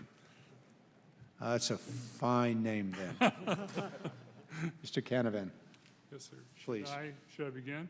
Yes, would you please? I'm Greg Canavan. I'm from Los Alamos. I submitted my testimony. I don't think, apparently the chairman doesn't want me to read the math, so I'll summarize if you don't mind and ask that you submit it for the record. I'm very honored to be here. Thank you for inviting me. And I will not use math. I'll just say a few words. I'm listed as a senior fellow from Los Alamos. That is my daytime job. But this is not necessarily a Los Alamos project. It's something that I've been working on and off whenever I had a few minutes ever since 9/11. On that day, the Department of Energy and the Department of Defense were kind enough to send an airplane out to New Mexico to get Dr. Hagengruber and I he's from Sandia, to come back here to pursue some projects that we had been looking into before 9/11 on unusual threats to the United States, one of which was a concern that there might have been nuclear materials here in the Capitol, perhaps in the form, an operational form. And so we spent some time looking into that materials. We were not looking for dirty bombs. We were looking for their big brothers. But the detection approaches are similar and also quite difficult. As Ms. Hahn pointed out earlier, groups have smuggled depleted uranium into the country fairly frequently. Actual enriched uranium is a little harder to find, but not that much harder. Or excuse me, is harder, but not that much easier. And so we were trying to find nuclear materials. I might say that as an Air Force colonel for the last 30 years or so, or 50 years, whatever it's been, I've worked on designing nuclear weapons, testing nuclear weapons, occasionally flying nuclear weapons. But this was 9/11 was the first time I ever had to worry about the problem of trying to detect nuclear materials. And I found it to be a very difficult and challenging business. There's not much signature from them at all. They're a lot harder to find in a way than dirty bombs. And we also found that although we have quite good techniques for defeating nuclear weapons, that is, diffusing them once you have found them, that the business of trying to find them in the first place is very, very difficult. After 9/11, I continued to work with the Department of Defense for a couple of years to try to remedy this problem. It was very frustrating. It was quite difficult, in part because I think we went off on a little bit of a wrong direction.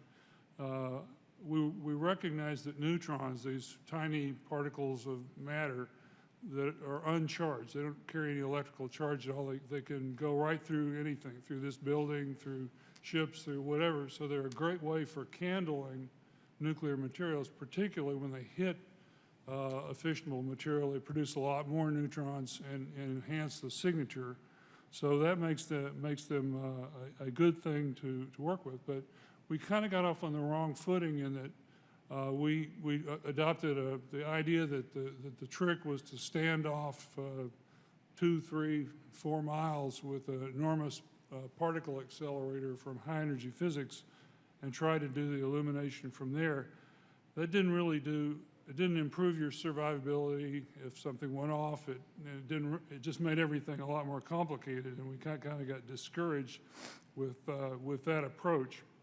But anyhow, we went that way, and so after a while, it just looked too hard, and we kind of gave up. And so the problem has not advanced very much from 9/11 to today in terms of detecting actual nuclear weapons. So what's changed? And I think that there are 5 things that have changed. One is that a decade of development in nuclear sources and detectors have made much more practical schemes and automated schemes possible, and even affordable, possibly, so that you could now have detectors systems that could fit on ports, transporter vehicles, ships, whatever, and do, if you will, an inspection of all the things that came through the port for nuclear weapons. A second thing, well, what that leads to then, and there's in the testimony that I hand in, it sort of lends to a sort of a modular deployment. That is, most stuff that moves today moves in TEUs, the 20-foot equivalent units that go on cargo ships are now in the 2 TEUs, the 40-foot units that get racked up between the bulkheads in these big ships. And happily, if you use neutrons, particularly fast neutrons, they're very well suited to uniformly candling or inspecting such creatures, either in port or in transit. So I found that very interesting. The second thing that hit me was that there was a mistake that we made early on was to ignore countermeasures to the approaches that we were advancing for detection. We were sort of asked to go against a friendly adversary, if you will, somebody that made life easy for us. And that turned out to be not a favor, because we ignored the fact that there are absorbers, things like cadmium, barium, that are used to control ordinary power nuclear reactors they sort of gobble up neutrons very efficiently, so that a thousandth of an inch of cadmium could knock the signals from a nuclear weapon down to almost nothing. But then it turns out, I realized that fast neutrons that up at the energy where they're born, could easily get around these absorptions and produce big signals, and they were relatively insensitive to the known countermeasures. There is the penalty that someone mentioned already in radiography. When you're X-raying something, most of your X-rays go places that you're not interested in, and for instance, in these big TEUs, if you're looking for a bomb that's maybe 10 centimeters across and the TEU is 6 meters across or 3 meters across, only a fraction, maybe 1% of the neutrons actually hit the core, activated it and produce a signal, and the rest of them sort of act as noise. So that's a problem that you have to overcome. But then the third thing, I guess, that I realized after some thinking was that in the process of hitting the nuclear core, the neutrons sort of identify themselves. Instead of being at their initial energy, they kick out neutrons that have a spectrum all the way from 10% to 90% of the neutrons that are incident on them, and they're readily identified, and therefore they can be filtered out and you can throw away the noise very efficiently. Particularly since the distribution of noise from the source is fairly specific in energy, doesn't degrade much in the process of slowing down, and therefore you don't wind up with too many of the noise neutrons showing up in your bin where you're expecting your signal. So those three things, or four things, I'm sorry, made life a lot easier, to the point where you can do very effective filtering on energy, which makes up more than for what you lose initially in the numbers of neutrons that miss the target. And so overall, you can get signal-to-noise ratios at the appropriate energies, which are sort of halfway through the slowing down process. Signal-to-noise ratios of 100 to 1,000 or more, which means that you can have very confident detection of the nuclear materials with a very low false alarm ratio of other materials. I mean, someone alluded to it in the previous talk that the tough thing about X-rays is that, you never know what's going to be in one of these shipping containers. It may be axles, it may be electronics, it may be whatever. And even if you can radiograph one of these things 1% of the time, then you have to go through some long screening process or unpacking process to figure out what the heck this actually was. With a very high signal-to-noise ratio, you have a fighting chance of passing everything through without having to go back and try to sort out what the heck the problem was in the first place. So it just seemed to have all of the characteristics that we were looking for back, gosh, I guess even before 9/11. I was on the advisory committees for U.S. Space, for Air Force Space, and then for North Command when it was first created. And we were sitting down trying to figure out how you should parcel out holy smoke, I'm sorry, it just jumped forward, I beg your pardon. It seemed to do everything that we had hoped that the Coast Guard would be able to do in its charter for being the service that would detect things before they got to the coast, eradicate losses and false alarms on the spot, and execute the first line defense of the country. I'm sorry I went over. That's all right. Hey, Doctor, thanks for being here. And we'll come back to stuff too. Dr. Potter, you're recognized. And our next witness is Dr. Charles Gus Potter, distinguished member of the technical staff for Sandia National Laboratories. You're recognized. Thank you. Chairman Hunter, Ranking Member Garamendi, and distinguished members of the Coast Guard and Maritime. Sir, if you wouldn't mind, go ahead and pull the mic right up to your mouth if you don't mind. Thanks. Thank you. Thank you for the opportunity to testify today on the topic of preventing and responding to an RDD attack.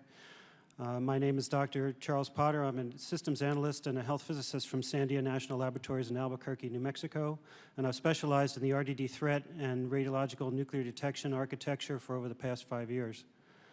The United States government and many of our foreign partners have been working for more than a decade to reduce the risk of a successful radiological dispersal device attack.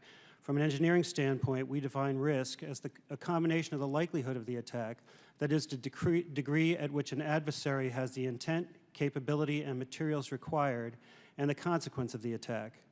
The RDD threat is a very complex and a multi-dimensional problem, and the U.S. government has designed and implemented a variety of programs based on scientific studies by Sandia National Laboratories and others to reduce the likelihood of an RDD attack in terms of reducing the availability of material for exploitation, as well as identifying and impeding probable pathways from device to target.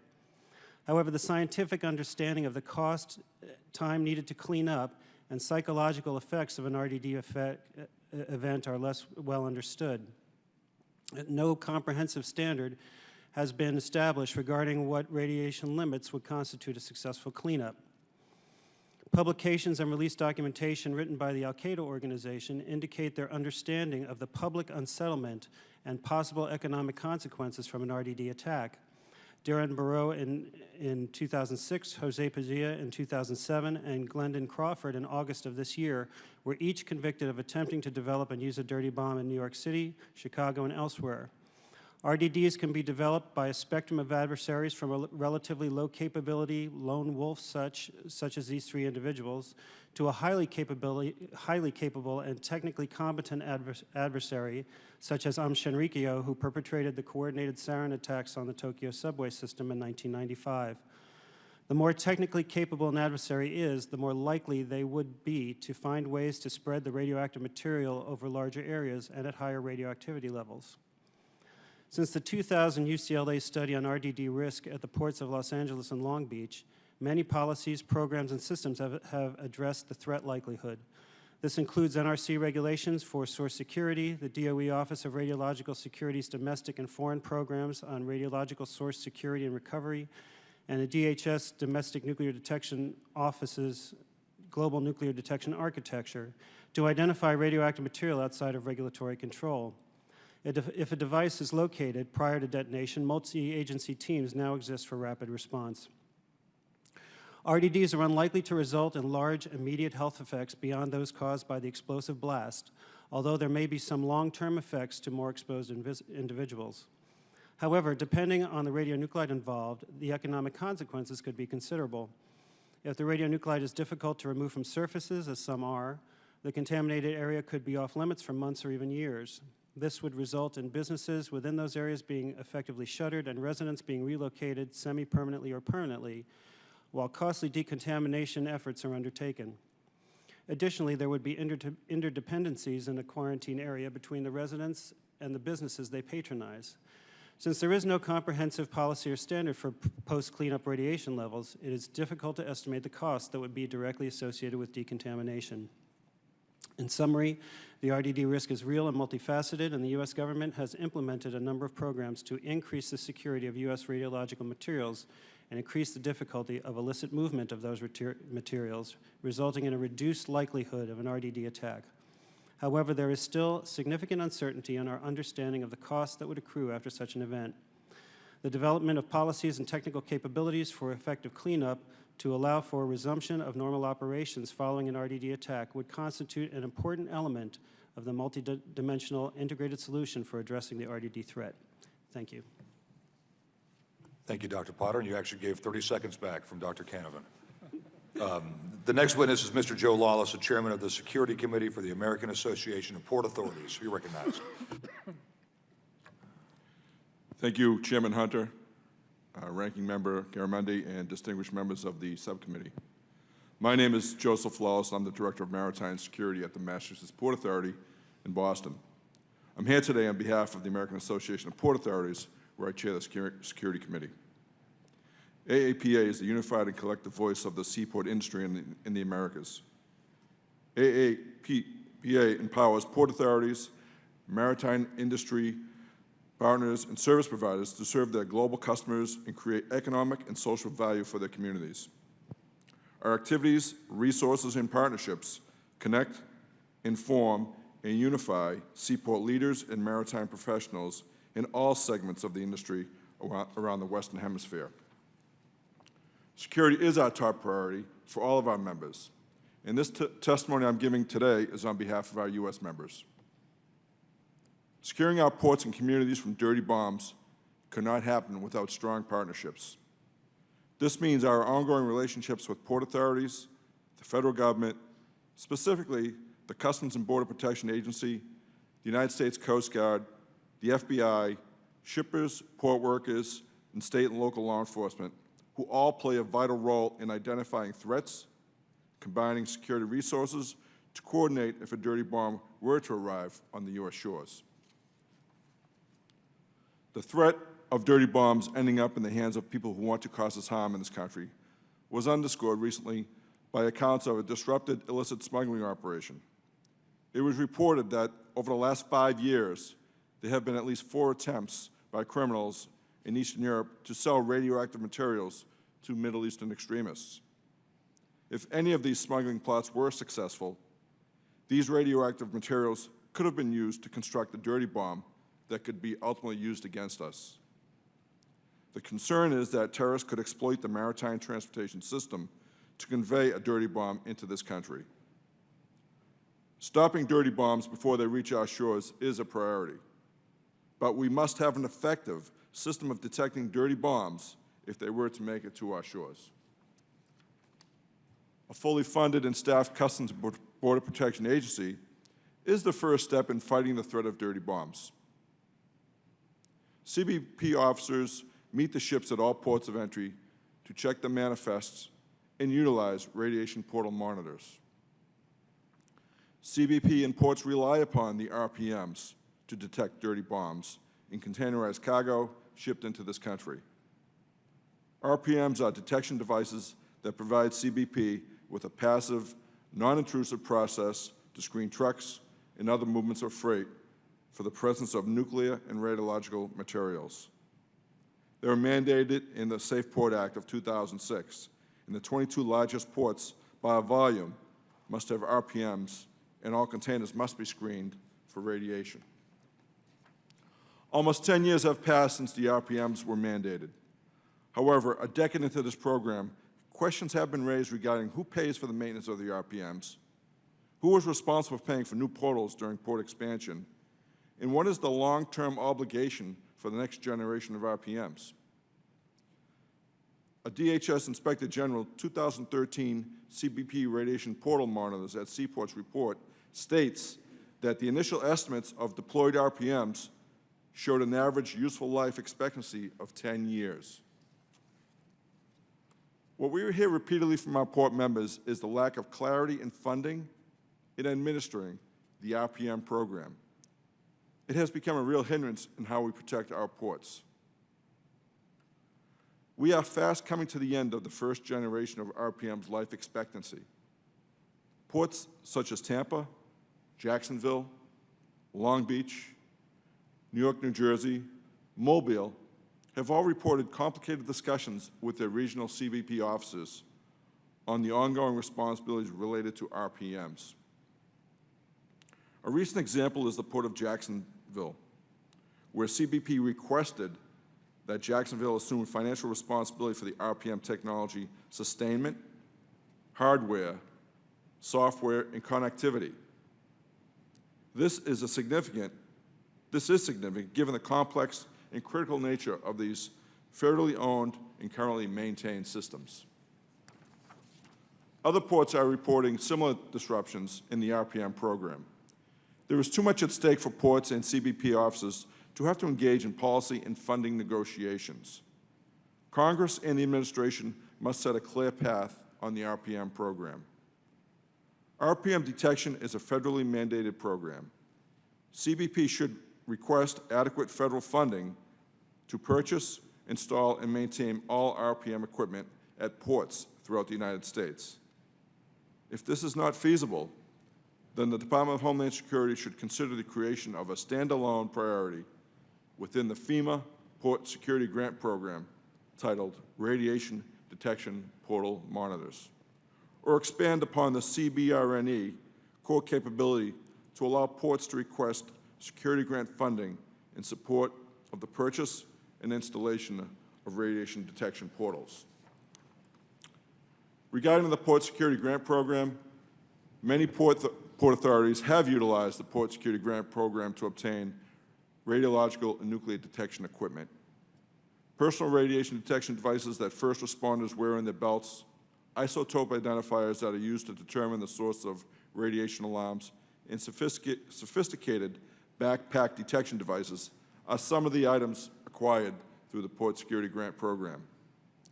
These items not only supplement CBP's efforts, but also enhance law enforcement's role in the Coast Guard's small vessel rad nuke detection program.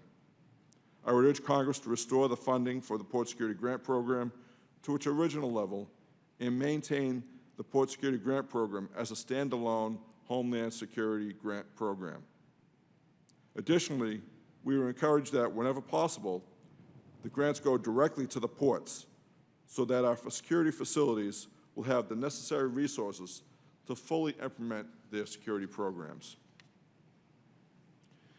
In conclusion, we must provide law enforcement agencies, such as the CBP, and our port security directors with all the tools and resources necessary to succeed. I appreciate the opportunity to testify here today, and I look forward to answering any questions that you might have. Thank you. Thank you, Mr. Lawless. The final witness on the second panel is Dr. Stephen Flynn, Director of the Center for Resilience Studies with Northeastern University. You recognize Dr. Flynn. Thank you, Mr. Chairman. You're going to hear two back-to-back Boston accents here now coming at you. I've been at this for about 30 years, first as a Coast Guard officer, retired from that service, and now currently at Northeastern University, where with the support of the MacArthur Foundation, I'm looking at the growing risk of managing the threat to our global supply chains via the risk of radioactive material as well as weapons of mass destruction. So I'm honored to be here today. Mr. Chairman, it's my assessment that the threat of a dirty bomb at a U.S. port remains a clear and present danger. Simply stated, current U.S. efforts are not up to the task of preventing a determined adversary from exploiting the global supply system and setting up a dirty bomb in a U.S. port. If a dirty bomb was set off in a U.S. port, it would not be so much of a weapon of mass destruction as it would be of one of mass disruption. There would be three immediate consequences associated with this attack. First, there would be local deaths and injuries associated with the blast of the conventional explosives. Second, there would be the environmental damage and extremely high cleanup costs. As Dr. Potter was laying out here, we don't have standards for actually coping with the aftermath. And then third, there would be what I call the morning after problem. That is, since there would be no way of determining where the compromise that led to the incident happened within the security system, we'd have sort of two outcomes. One, the entire supply chain, all the transportation nodes and providers would be presumed to be potentially a risk of potential follow-on attacks. Further, it would call into question all the existing container port security initiatives that the first panel talked about here today. On March 28, 2006, nearly a decade ago, and this is my 29th time talking about these issues before Congress since 9/11, I outlined the following hypothetical scenario that had been informed by my own research as well as the insights provided by Gary Gilbert, who is the chairman of the Security Committee of Hutchison Port Holdings, the world's largest terminal operator. I included in that testimony before the Senate Permanent Subcommittee on Investigations the following scenario. A container of athletic footwear from a name brand company is loaded at a manufacturing plant in Surabaya, Indonesia. The container doors are shut and a mechanical seal is put into the door's pad eyes. These designer sneakers are destined for retail stores in malls across America. The container and seal numbers are recorded at the factory. A local truck driver, in this case sympathetic to Al-Qaeda, picks up the container. On the way to the port, he turns into an alleyway and backs up the truck at a nondescript warehouse where a small team of operatives pry loose one of the door hinges to open the container so they can gain access to the shipment. Some of the sneakers are removed and in their place, the operatives load a dirty bomb wrapped in lead shielding, which will defeat the radiation portal monitoring, and then they refasten the door. The driver then takes the container now loaded with the dirty bomb to the port of Surabaya, where it's loaded on a coastal feeder ship carrying about 300 containers for a voyage to Jakarta. In Jakarta, the container is transferred to an inter-Asia ship, typically carrying 12 to 1,500 containers to the port of Singapore or the port of Hong Kong. In this case, the ship goes to Hong Kong, where it's loaded on a super container ship that carries 5,000 to 8,000 containers for the Trans-Pacific voyage. The container is then offloaded in Vancouver, British Columbia. It is then loaded directly onto a Pacific rail car where it is shipped to a rail yard in Chicago. Because the dirty bomb is shielded in lead, the radiation portals currently deployed along the U.S.-Canadian border do not detect it.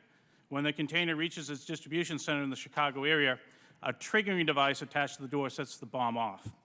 Now, this scenario remains as realistic today as it was in 2006 because it exploits a long-standing vulnerability of the global supply system that still remains unaddressed.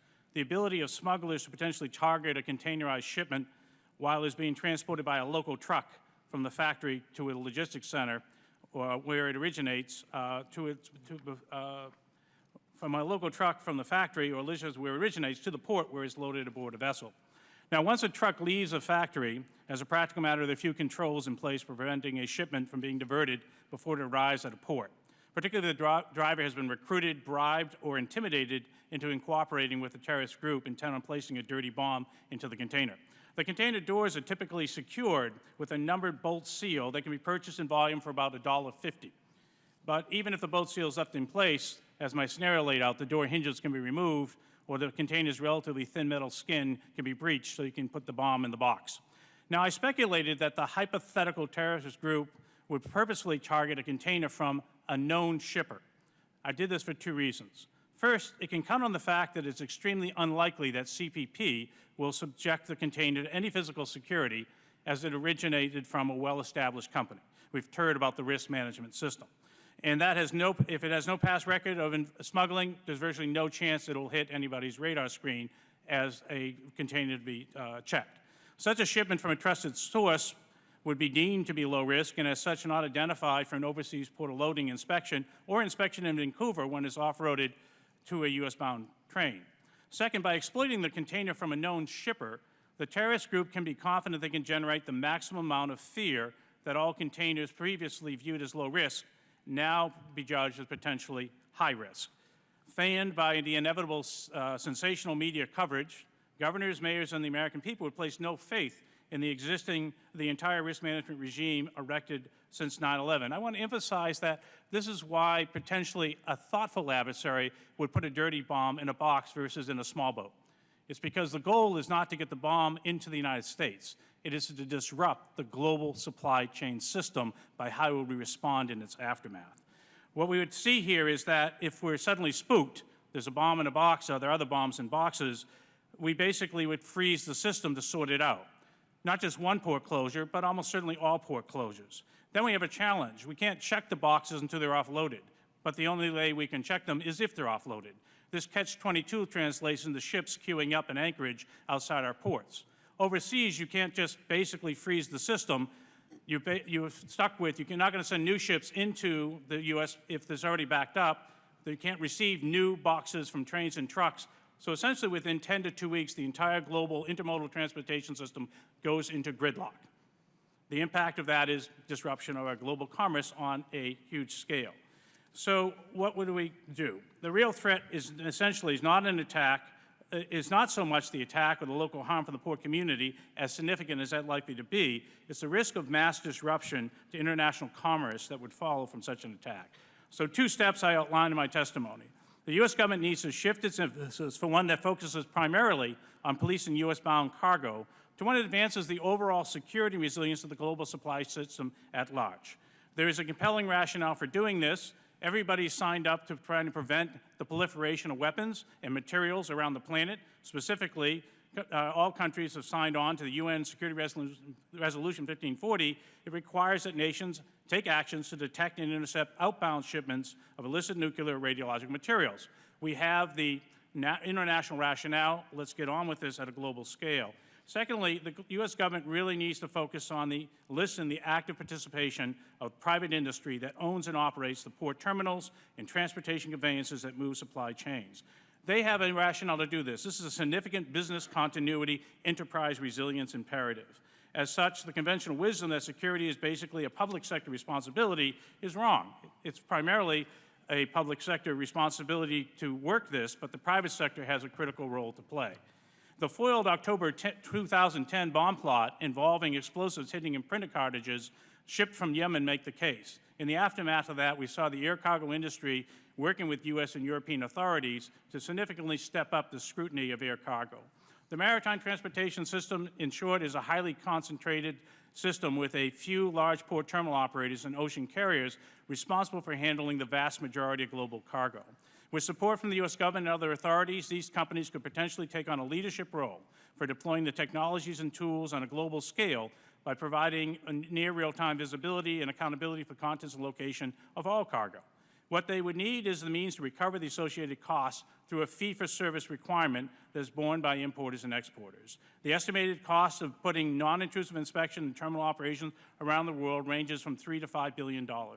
Given that there's millions of containers moving through, we're talking about a $10 to $15 per box cost largely to do this, or less than the security surcharge I had from flying to Boston to Washington for this hearing today.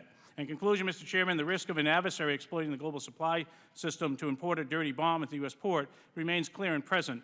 The disruption of such potential of such an attack would generate goes well beyond the local port. It would ripple through the entire maritime transportation system. It would be disastrous for global trade. Accordingly, the stakes for the United States' national security and economic security could not be higher.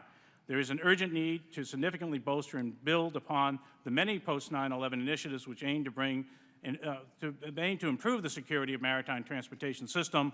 In the end, these global networks require trust to operate, and we've got to work on ensuring we can survive that trust in the event of a dirty bomb going off in a port. Thanks so much. Thank you, Doctor, and thanks to my colleagues for sticking around, too. I'm going to just ask a quick question, then going to pass it off so everybody else can get a question in before everybody has to leave. Dr. Canavan, I guess the question is this. If you're gonna have a nuclear weapon come in, dirty or not, it's going to be shielded. If it's not, I would recommend to our enemies that they shield it. Otherwise, it'll be easier to see. I mean, so I would think that some smart people would shield it. Can you still see it? Yes, sir, good question. I cover that a little bit in my testimony.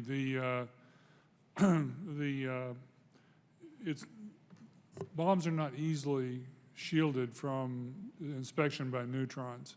As I said, if you keep the neutrons fast enough, that is high enough energy, they are not affected by absorbers and other. I mean, neutrons can go through a whole ship without hardly slowing down. The tricky part is what are called moderators, things that reduce the energy of the neutrons. If a bomb was packed in a bunch of moderator material, carbon or something like that, that can slow neutrons, enough of it could finally slow the neutrons down to where not enough of them would penetrate into the core to give you a good nuclear signature. It's not a precise number, but you know, a foot or so of carbon outside the device could affect that sort of slowing down. But there are two things that you have to consider. One is that by the time you have a few feet of carbon on either side of the device, you block the whole TEU, the container that it's in, and that in itself would be a signal that someone had tried to do this. It's not easy. It's not an easy thing to do. The other thing is, it's a technical point, but when neutrons bounce off of a moderator like carbon, they produce a spectrum of bands of energy that pop out that are easily detectable, and the spacing of the energy bands are a good indicator of what kind of moderator the person is using to try to beat you, and the number of those bands tell you how thick the moderator is. So it's that's the game that they would play. It's not an easy game for the adversary. That's all I can say. There's a company that I know of called Decision Sciences that actually is able to sense nuclear stuff inside of really thick lead, too. But you got to be in their system, meaning you can't walk around and scan stuff. It's got to be within basically one of those drive-through systems to do this, and it takes more than just a drive-through. It takes a couple of seconds. If I might just quickly, like I say, neutrons like to go through anything. They particularly like to go through steel and lead and stuff like that. So ordinary shielding, which is very effective for dirty bombs and even uranium in its natural state, as it's just emanating gamma rays. All of those things, which are effective otherwise, are not very effective against the approach that I'm using here with neutrons. That somebody has to really, really go out of their way with a lot of wadding to try to knock the signal down too much. Sorry. But these handheld detectors, they wouldn't sense something if it was in carbon or lead. It would take an actual scanning system to do that, right? The handheld CBP detectors, they're not going to detect stuff if it's sitting in a TEU. No, sir. The trick with neutron detection of any kind is that you put a signal in, which is there magnifying the signal, and then the neutrons come out, and so you're stimulating very gently the fissile material to produce a signal that would not be there in the case if you didn't stimulate it. And the only way to do that is through one of these drive-through systems, meaning none of this is going to happen by a handheld device that someone's holding, walking around, or a belt device. No, sir. There's really all of this only comes, even the best we can do, through like a drive-through scanning system, right? Where you can spray it with neutrons and then have that red on the other side, which takes a system. That's right. Right. There's no free lunch. I mean, you do have to produce the neutrons, but the fact is the neutrons are not very hard to produce. The trick is knowing that you have to both put them where you want them and then collect them in a smart way.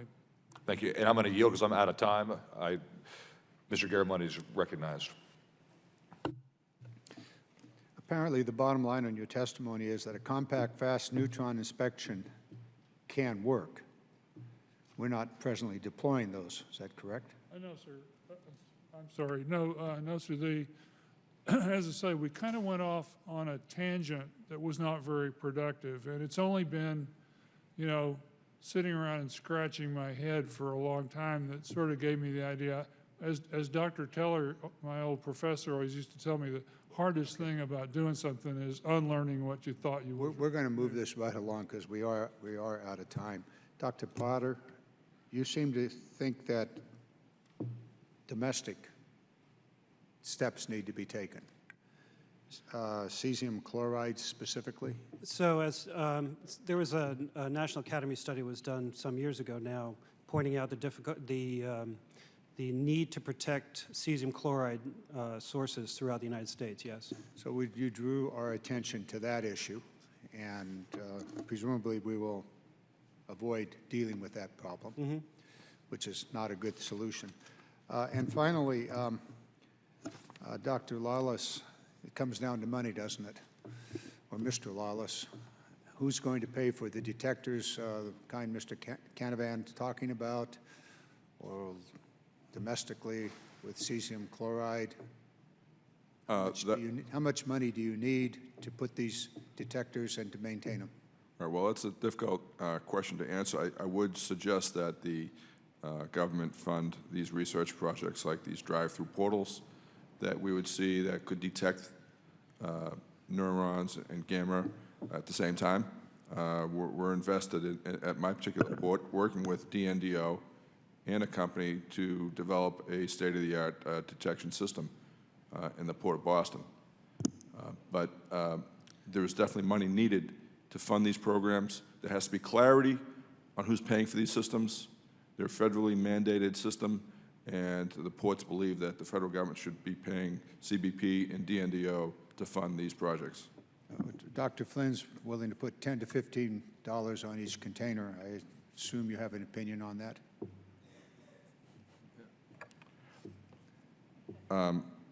Yes, no? Yes. All right. And I would just go back to where I started this, and that we make choices around here, and we're looking to spend $3.5 billion for a missile defense system for the East Coast to deal with Iran nuclear weapons, which presumably aren't going to be available for some decades. Thank you, Mr. Chairman. I yield. Thank the gentleman. Ms. Hahn is recognized. Thank you. Dr. Flynn, thank you for being here today. I have followed your work and read a lot of what you've written as, again, I represent the Port of Los Angeles, and I'm always very concerned. As you said, the Container Security Initiative scans less than 1% of U.S.-bound cargo. Do you believe that scanning at the point of origin is effective, 100% effective, or should we be investing more in scanning at our domestic ports?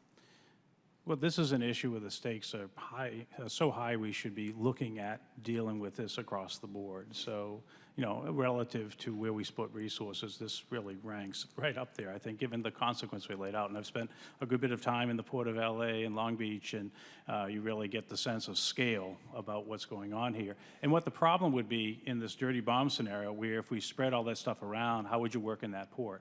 You know, as well as, of course, neighbors who live in San Pedro and so forth. You know, this would be a real challenge. So in the face of this here, there is opportunity at the port of loading, even at the largest terminals, to scan cargo. Now, what that would do is it should be baked into the terminal operations, just as the radiation portals are here when you leave the terminal. We'd like to ideally have that when people drive into the terminal. And you can't do it for just U.S. You have to do it for everything. And that's where there's counter-proliferation value to doing this, because most of the stuff worried about proliferation is going not to the United States, but is going around. And to the extent that's a national security imperative, trying to get visibility into what moves through the intermodal transportation system should be a key. So we would want to get it. I mean, so let's be clear right now with the numbers. In 2013, the numbers of CBP inspections overseas in the then 58 ports around the world was 103,000.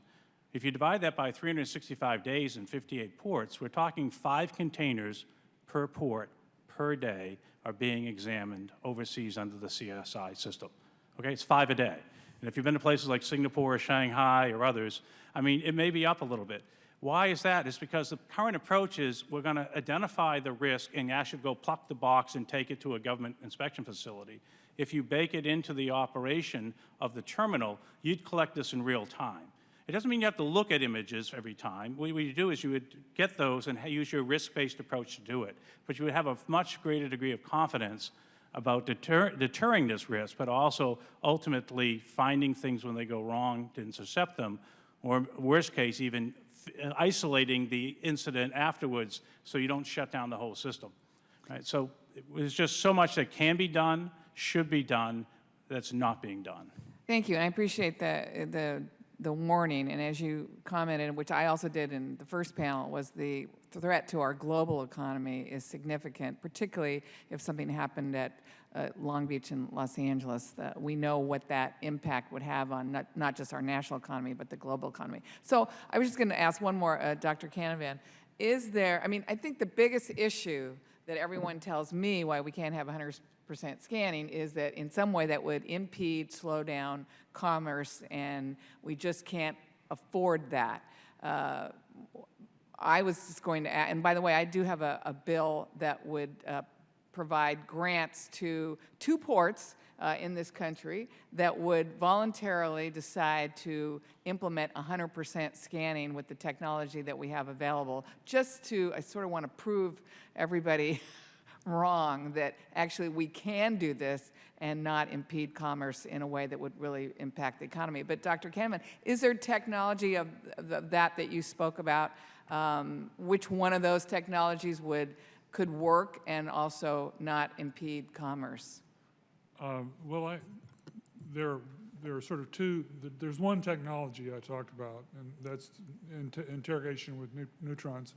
I think it would fill the requirements that you're sort of setting down there. I always kind of like, they have these big cranes that move things around, and I would like to put my little source on one leg of the thing and the detector on the other, and so while it's moving them around, that's plenty of time. I mean, it does its inspection in seconds or milliseconds. I mean, it's very fast. The other thing I also like is the thing that I mentioned briefly is mount the little source and detector on the bulkheads of the ship, and then put sort of one per canister, so that you could keep track of what happens to that canister the whole time it's out at sea. So I think, sure, you could do that, but I haven't proved it, ma'am. I've tried to tell you that I think the physics is okay. Thank you very much. Ms. Brownlee is recognized. Thank you, Mr. Chairman. And Dr. Flynn, your points in your testimony, I think, were well taken, that it's not an attack just on U.S. soil, but an attack on trade and interrupting goods movement in our country. And I'm just wondering if you have, very specific recommendations for how individual ports and the businesses within those ports can really prepare for a contingency plan in the event that we did have an attack, and also specific recommendations for how governmental agencies and what they should be doing for contingency as well. I mean, I really applaud the question and the focus, because unless we assume that this is a zero chance that this will happen, that we'll have a nuclear event, we should have a plan. That's something we can do. It's not a huge cost issue. It's a heavy coordination issue and a collaboration issue. The core challenge is that, as I also laid out in my testimony, this is a global system sort of running on steroids. And so if you disrupt it at any point, increasingly it has cascades across the system. So it's a lot of choreography. Right now, the U.S. government has no plan for how to deal with this beyond the U.S. borders. There is a global strategy the president put out. I think it's the world's thinnest strategy. It's 4.5 pages. It basically says we should have a plan, but then what he actually has executed on that. And thinking through that, so specifics, clearly it's raising the awareness about what this event would look like, and then mechanics about, okay, how do we deal with the immediacy of the dirty bomb? What's safe? I mean, this is something a community can't solve, because the U.S. government has to set what standards are for safety in terms of putting people back into that community. But the coordination is really heavily between the industry that runs this system and the port authorities and the local authorities and the governmental authorities who manage the system. There we have very limited visibility about how it works. And what makes this, I think, a unique and challenging issue for critical infrastructure, the maritime transportation system, is that 90+% of it is internationally owned. It's not U.S. owned. And we have to coordinate, therefore, with those key players. But the opportunity is it's a concentrated industry. There are roughly 5 terminal operators that move about 80% of all the goods to the United States. They're in ports all over the world. You don't have to go to 180 nations. You go to 5 companies. There are basically 20 ocean carriers that matter. You can work with 20 CEOs. What we've been doing is looking at this as a government-to-government issue or a local government issue, when it really is an international private system that we have to have a capability. In our financial meltdown in 2008, we had central bankers who could manage the morning after. It was messy, but we had a system. We have no such system for managing a major disruptive event, and that's something that I think transcends anything that these agencies here who are here this morning, their jobs to do. But it's a high-order national security and economic security issue for us to wrestle with. And you had mentioned that we should be listening to industry and businesses clearly in terms of what they believe are the right, what's the right direction and the right plans for contingency. And do you have any idea what they, I guess, would suggest? I mean, in the earlier testimony, they said if we had an incident, industry would just respond, and that would be the contingency plan. Well, I've worked closely on that and have talked to the CEOs of the largest terminal operators. If there's a plan, they're willing to engage on the plans. It's a business continuity issue for them. if there's a cost recovery mechanism for deploying equipment, they're willing to do that. I had two colleagues and I that worked out of the Wharton School looking at two choices. The one we have right now where we would select a box out of a container and send it to be expected at very small percentages, or one where you scan all of them. The terminal operator we work with said, it's easy for me to scan them all than for you to come into my yard, pack 6 high, and grab 2 to get the 1 and take it around. So in some places, it turns out doing more is easier. The economics work better. Okay? And in other places, in sleepier, slower places, you're probably not going to have that same level of buy-in, and then you probably use an approach. There's not going to be a one-size-fits-all. But when you have a conversation with industry, it comes out a lot different than maybe the one you have when you do a government-to-government one. And here, it's an engineering problem. It's an operational problem with some technical complexity, but it's not insoluble. We should not be throwing our hands up in the air and going, let's just hope it never happens. Shame on us when it does happen. Thank you very much, and I will yield back, Mr. Chairman. Thank the gentlelady. We've run out of members. And by the way, this was not a bad showing for today. Usually it's just me and John sitting here. So at least we had some people. But thank you very much for what you all do for the country and for industry. And thanks for being here. With that, the hearing is adjourned.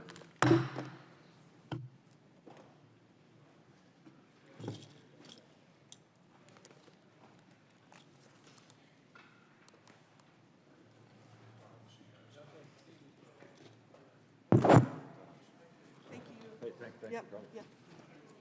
Yeah.